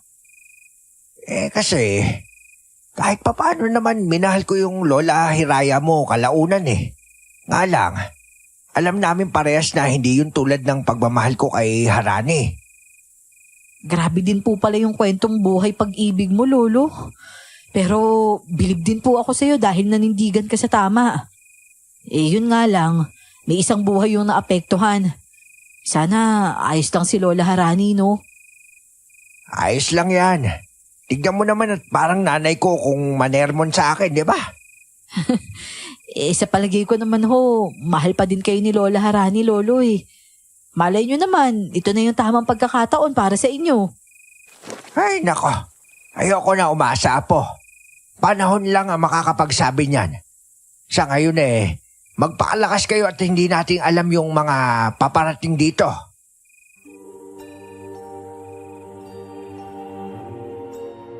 Para akong hinatak mula sa nakaraan ng banggitin ni Lolo ang mga katagang yon. Sandaling pagbabalik tanaw pero kahit papano ay nakatulong para sandali akong makatakas sa realidad. Paglabas ni Lolo, nagsimula akong masahihin ang mga kamay at braso ni Lira. Kinakausap ko siya dahil umaasa ako na naririnig niya ako. Ilang araw na naging tahimik ang mga gabi. Ikatlong araw nang magdilat ng mga mata niya si Lira. Pero hindi ko inaasahan na kakaibang Lira ang bubungad sa akin. Nalilisik ang mga mata at kulang na lang ay maglaway pa habang nakatingin ng matiim sa akin. Habang umaatras ako sa kawayang papag, siya naman ay parang asong unti-unting lumalapit sa akin.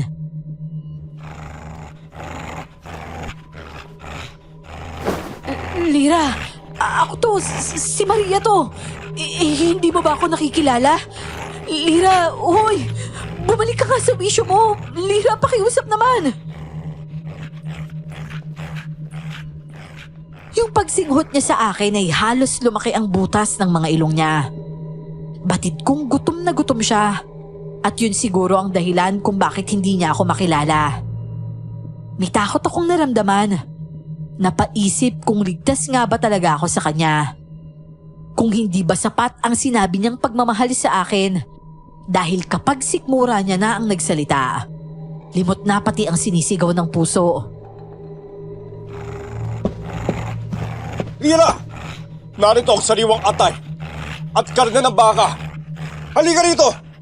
Dito ka! Lintik, mas naaamoy niya ang sanggol sa sinapupunan ni Maria. Hindi niya tayo naririnig, Pilar. Anong gagawin natin? Nag-iisip ako, Tahing. Kasalanan natin ito. Hindi natin naisip na pwedeng mangyari ito. Lira! Lira, ano ba? Lira! Diyos ko, Tahing! Ayos ka lang ba? Nasaan si Manong Sebio? Baka may maitulong siya. Nasa kabundukan. Tumutulong sa panggagamot dun sa mga kadalagahan. Mamamatay na ho ba ako? Nay, Tay? Hindi. Magtiwala ka. Maaalala ka ni Lira. Maaalala ka niya. Naisip ko noon. Kaya niya ba ako iniligtas ng ilang beses? Dahil siya din ang tatapos sa akin. Isa lang yan sa katanungang paulit-ulit na tumatakbo sa isip ko. Hanggang sa isang bagay na lang ang naiisip kong gawin. Gayong mamamatay na din naman ako, maigi pang subukan ko na lahat. Ang importante, alam kong ginawa ko ang lahat at gaya ng pangako ko. Hindi ako bibitaw hanggat kaya ko.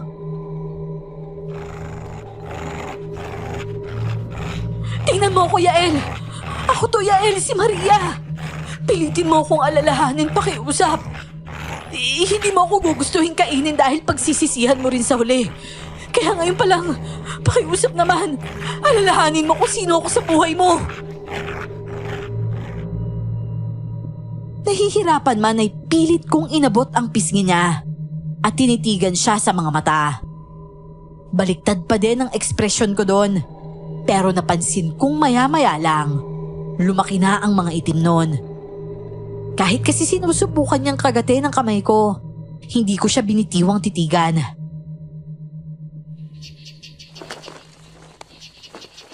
Maria? Anong ginagawa ko? Naalala mo na ba ako? Naalala mo na ako, Yael? Oo naman. Bakit? Muntik na ba? Hindi. Hindi yun nangyari dahil naalala mo ko. Nakilala ako ng puso mo. Nay, Tay, muntik ko na ho bang saktan si Maria? Nauunawaan namin, anak. 3 araw kang tulog at nagpapagaling. Gutom ka. Pero himalang naalala mo siya. Kahit sa kalagitnaan ng gutom mo. Ibang-iba ka na. Tunay na kahit purong aswang. Nagagawang baguhin ng pag-ibig. Patawad, Maria. Patawarin mo ko. Huwag mo nang isipin yun, ha? Ang importante, nakabalik ka na. Ang mabuti pa, kumain ka na. O, sige na, naihanda na ni Nanay Pilar yung pagkain mo.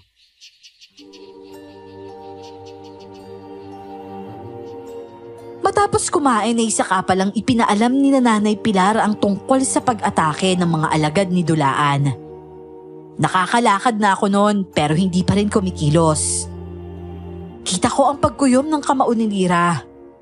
At ng mga sandaling yon, wala namang kung anong tumatakbo sa isip ko. Ang sa akin, sasamahan ko siya kahit sa pinaka nakakatakot na hamon sa buhay niya. Ang hindi ko alam, may mas malaki pa pala siyang planong binubuo mag-isa. 2 linggo pa ang matuling lumipas. Pakiramdam ko ay fully recovered na naman ako. Gayon din si Lira. Ang buong akala namin ay tumigil na si Dulaan sa pagpapadala ng mga alagad niya. Napatay kasi ni Tatay Tahing at Nanay Pilar ang karamihan sa naunang alagad nito. Tahimik ang mga nagdaang gabi. Payapa yon. Nagkaroon pa ng selebrasyon dahil maging yung mga kadalagahang binihag nila Kandilim, tuluyan na ding nagamot ni na Lolo at ng mga albularyong tumulong sa kanya. Ang buong baryo ay nagdala ng kung ano-anong handa para sa amin at sa mga albularyo. Nagpakasaya ng gabing yon At hindi ko maiwasang mapahiling na sana hindi na yun matapos pa.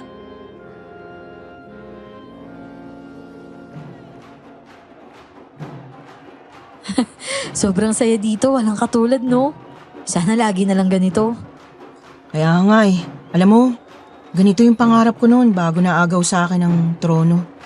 Ganitong nakikita kong senaryo sa harapan ng kaharian. Lahat ay naroon at masayang nagsasalo sa piging. Dito ko lang pala mararanasan at wala pang kahirap-hirap dahil sila mismo nag-organisa. Napakahusay talaga ng mga tao sa pagdidesisyon. Nakakaingit ang pagiging kontento nyo at simple. Pwede ka namang maging gaya namin eh. Ayan nga oh, tinanggap naman nila kayo. Tingnan mo, espesyal yung handa para sa pamilya nyo. Isa yan sa senyales na welcome kayo dito. Nakakataba ng puso. Hindi to mangyayari lahat kung di dahil sa inyo ni Lolo Sebio. Maria, gusto kong ingatan mong sarili mo at si baby ah. Oo naman no. Teka nga muna. Ano bang ibig mong sabihin? Bakit naman parang kang nagpapaalam?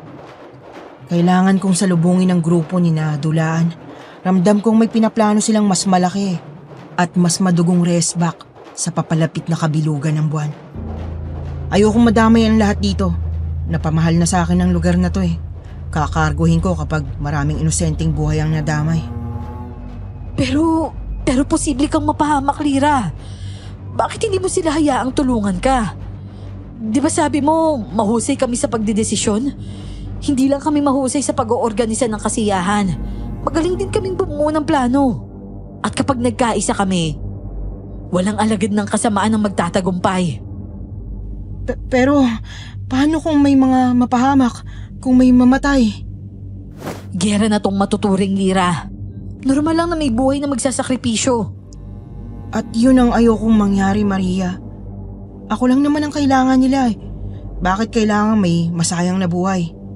Ayoko ng ganun. Sana maintindihan mo. O sige, ganito na lang. Hahanap ako ng mga gustong sumama sa'yo para tulungan ka. Yung mga handang magboluntaryo. At sa ganung paraan, hindi mo kailangang magilty sa mga inosenteng madadamay. Dahil mga bihasa lang sa pakikipaglaban ng sasama sa'yo. Maraming salamat sa lahat ng to, Maria. Sige, kung saan ka magiging kampante, magtitiwala ako. Basta't pagkatiwalaan mo sila, hindi ka nila pababayaan. Halika na, doon tayo sa gitna. Ako nang bahalang magsalita at kumausap sa lahat.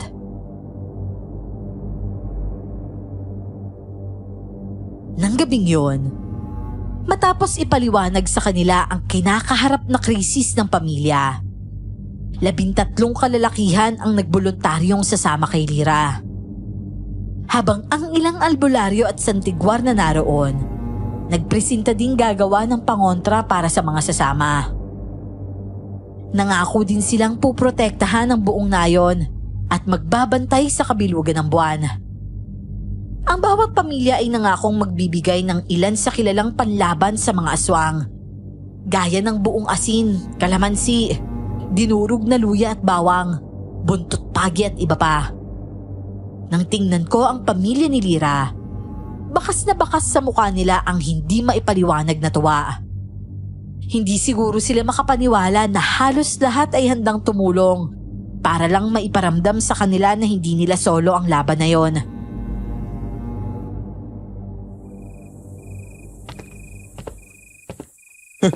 Hindi ako makapaniwala, Maria. Maraming salamat sa inyo. Ikaw na bata ka. Hindi ko na mabilang kung ilang beses ka na nagpasalamat sa amin simula nang dumating kayo dito. Nagpapasalamat na yung tao, ayaw mo pa? Ano bang utak meron ka, Sebio? Ganyan lang ho talaga kami, Mang Sebio. Sa dinami-rami ng mga taong mapanghusga, napunta kami sa tulad ninyo. Hindi lang kayo. Pati buong nayon dito ay naimpluwensyahan ninyo ng kabutihan.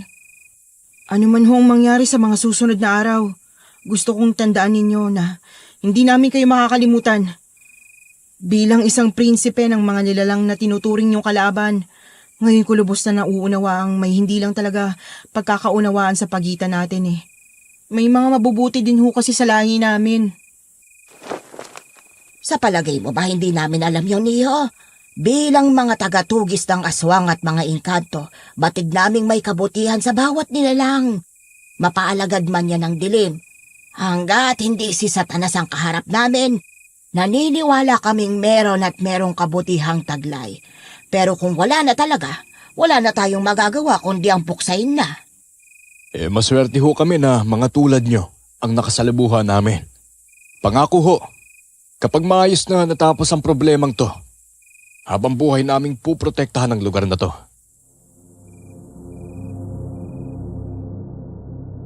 Masaya ang puso ko sa mga nangyayari. Pero hindi ko maikukubling naroon ang hindi maipaliwanag na takot at lungkot. Batid kong alam ni Lira ang nararamdaman ko. Dahil sa tuwing magtatagpo ang mga mata namin, nakikita ko din doon ang lungkot. Wala kasing kasiguruhan ang mga nangyayari. At gustuhin ko mang sumama kahit palihim lang. Ayoko namang maging dahilan ng pagkaunsyami ng plano nila. Ang tanging magagawa ko na lang ay magdasal ng taimtim para sa kaligtasan nila. Pero hindi namin kontrolado ang mga mangyayari. Ang inaasahan naming kabilugan ng buwan, mas napaaga pa. Lira! Pilar! Gising! Magsipaghanda kayo. Ho? Tay, anong nangyayari? Kakahiga ko lang ho. Nariyan na si Dulaan at ang mga alagad niya. Isang aswang na huli ng mga mangangaso. Ang akala nila na ulol lang na aso. Paparating na sila. Hindi na tayo aabot sa plano natin. Tay, kumalma ho muna kayo. Nay, balaan ang lahat ng mga nasa nayon at pag-ingatin. Dalhin niyo muna sila sa simbahan. Ligtas doon dahil matibay ang kapilya. Huwag kalimutang magdala ng pangontra. Maria, sumama ka na. Mangako ka sa akin na kahit anong mangyari hindi ka lalabas ng kapilya. Umasa ka, Lira. Hindi ako gagawa ng hakbang na ikakapahamak mo palalo. Huwag mo kong alalahanin. Mag-ingat ka at mangako ka na babalikan mo ko. Ano man ang mangyari, babalikan kita. Kung kinakailangang hanapin ko sa ilalim ng karagatan ng katawan ko, gagawin ko para lang makabalik sa'yo. Hysterical na ang mga tao pagbaba ko sa nayon. Agad na inalalayan ko ang mga matatanda at bata. At nang masigurong nasa loob na ng kapilya ang lahat, nagsimula na din kaming magdasal ng sabay-sabay. Habang ang mga albularyo at santigwar ay nasa katapat lang na malaking kubo. Doon ay sama-sama silang bumabanggit ng orasyon para protektahan kaming lahat sa panganib na dala ng mga grupo ng aswang. Pero hindi ko magawang mag-focus sa kalagitnaan ng pagdarasal. Tinatalo ako ng matinding takot na baka mapahamak ang isa sa pamilya ko. Nang isang malakas na lagabog ang sumira sa taimtim naming panalangin. Nang magtaas ako ng paningin, nahintakutan ako sa nakita. Sa lamesa sa gitna ng altar, isang lalaki na nakakapang itim ang nakatayo doon at nakangising pinapanood kami. Pagtingala ko naman ay napasinghap ako. Butas ang bubungan at doon ay nakasilip ang mga mukhang paniking kasing laki ng isang tao. Gusto ko kayong palakpakan. Kanino kayo nagdadasal? Ha? Dito? Tignan nyo nga naman oh. Nakapasok ako dito na walang kahirap-hirap. At dito pa sa harapan ng niluluharan nyo. Pwede ko kayo ni isa-isa. May liligtas ba kayo nun? Hindi, di ba?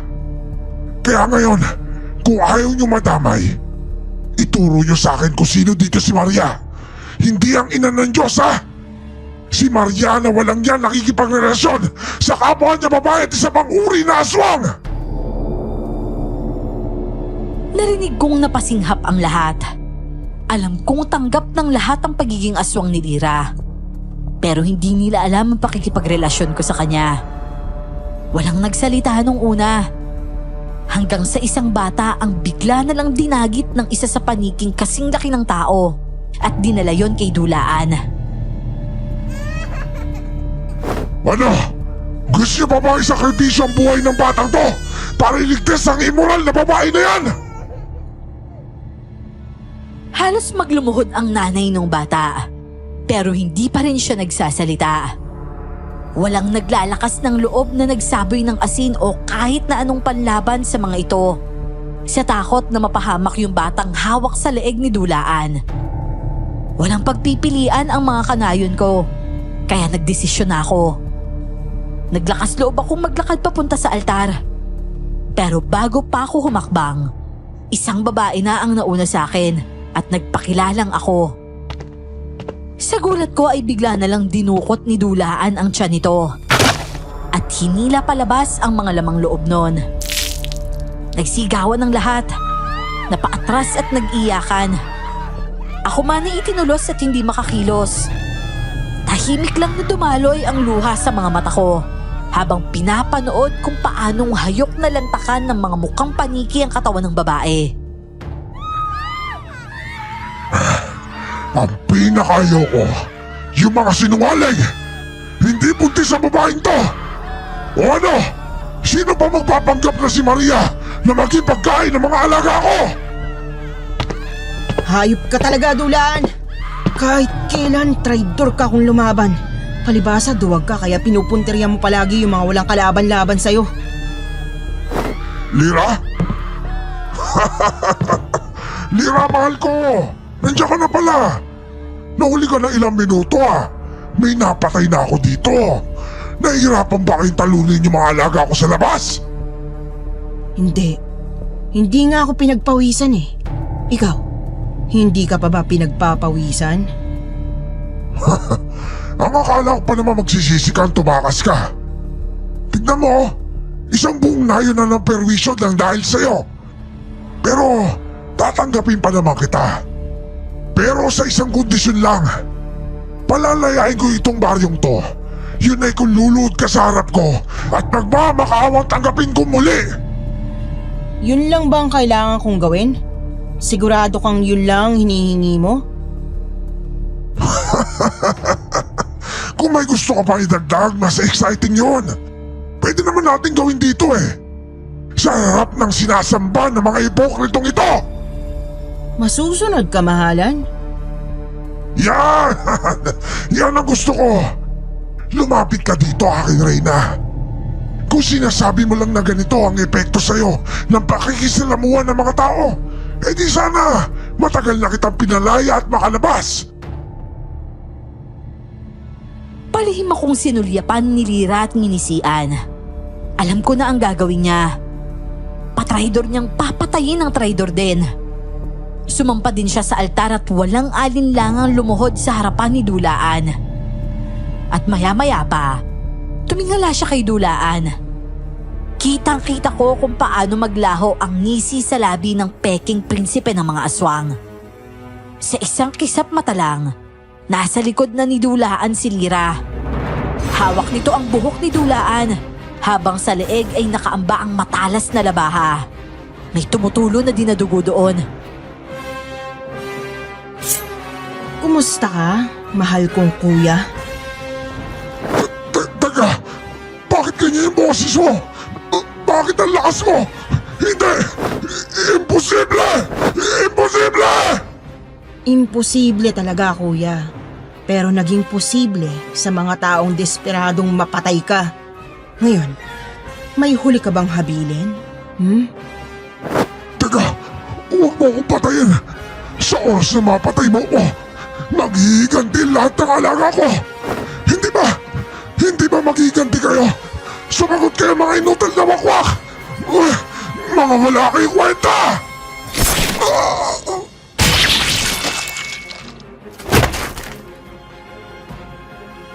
Ang inaasahang madugong engkwentro sa pagitan nila, naging napakabilis lang. Tulala kaming lahat ng itaas na nilira ang pugot na ulo ng kanyang kapatid. Gumagalaw pa ang mga mata nun at nagsasalita pa din ng kung ano-ano. Natapos lang ang pag-iingay nun ng tuluyan ng ilublob ni Lira ang pugot na ulo sa isang balding holy water na inihanda din ng parokya. Umusok yon ng napakabaho habang ang ilang nilalang na naroon, kusang nagsiyukod ng dumaan si Lira. Pagkatapos, kusa na ding nagsialisan. Makalipas naman ang 6 na buwan. Lolo! Lo! Aray ko po! Aray ko po, Lo! Maria! Maria! Abay, Diyos ko! Bakit naman diyan ka umihi? Hindi mo na ba kaya magtungo sa banyo? Lo, hindi po yan ihi. Kusa po siyang lumabas sa akin nung mapairi ako dahil sa sakit ng tiyan ko. Parang nadudumi po ako, Lo eh. Aray, sakit. Sebyo, Maria! Maria! Diyos mio, Marimar! Paano bigal na ba yan, ha? Anong nararamdaman mo, Maria? Natatay ka na ba? Oo, Lola. Aray. Abay, Harani! Paano mo naman nalaman na aray? Buwisit kang matandang hukluban ka. Dudulas na ang ulo ng apo mo. Nakatunganga ka pa rin dyan. Anong tinatayo-tayo mo? Maghanda ka na ng mainit na tubig. Ibabad mo yung mga gunting doon at ihanda ang magiging damit ng sanggol. Oo, sige. Ano ba unahin ko? Tubig na mainit. Ay, hindi. Mga damit na sagot. Ay, mali. Yung gunting ba? Aray ko. Abay, ano ba, Harani? Nakakadalo ka na. Bakit ka ba tarantang itik dyan? Unahin mo isa lang ang tubig mainit. Walang Diyo. Hindi ka ba naging tatay, ha? Eh, hindi pa naman kasi ako nakakasaksi ng nanganganak. Ano ba alam ko dyan? Kahit nasasaktan sa hindi maipaliwanag na kirot at hilab ng tiyan, gusto kong matawa sa itsura ni Lolo Sebio. Bukod sa taranta siya, parang hihimatayin din siya nung pinapanood na akong manganak. Opo, nanonood siya habang nanganganak ako. Hindi namin siya mapalabas. At katwira niya, mamamatay na lang siya ay hindi pa niya nasasaksihang manganak ang isang babae. Gusto ko ngang kumontra noon dahil nahihiya talaga ako. Pero tinalo ang hiya ko nang maramdaman ko na ang ulo ng anak kong papalabas na. Pumikit na lang ako at umiri ng malalim. Hanggang sa marinig ko na ang iyak ng sanggol. At isa yung sanggol na lalaki.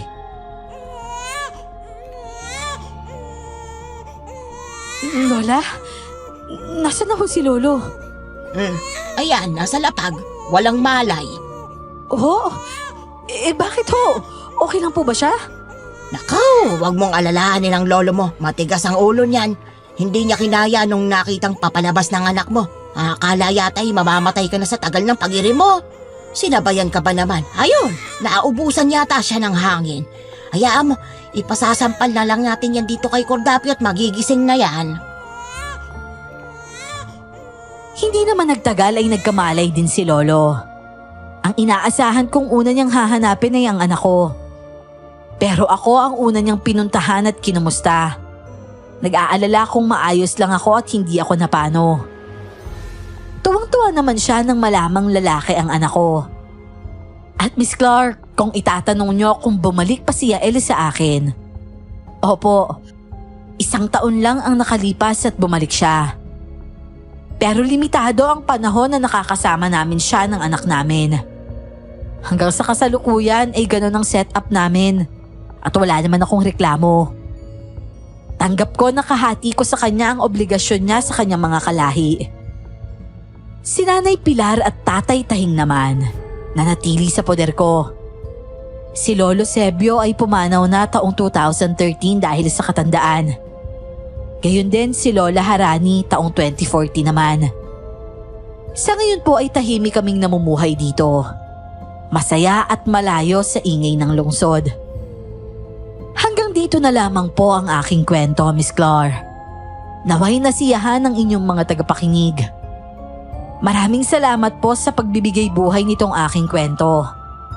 Isang buong nayon po kaming nakaabang na maiere mo ito. Maraming salamat po muli sa inyo at mabuhay po kayo.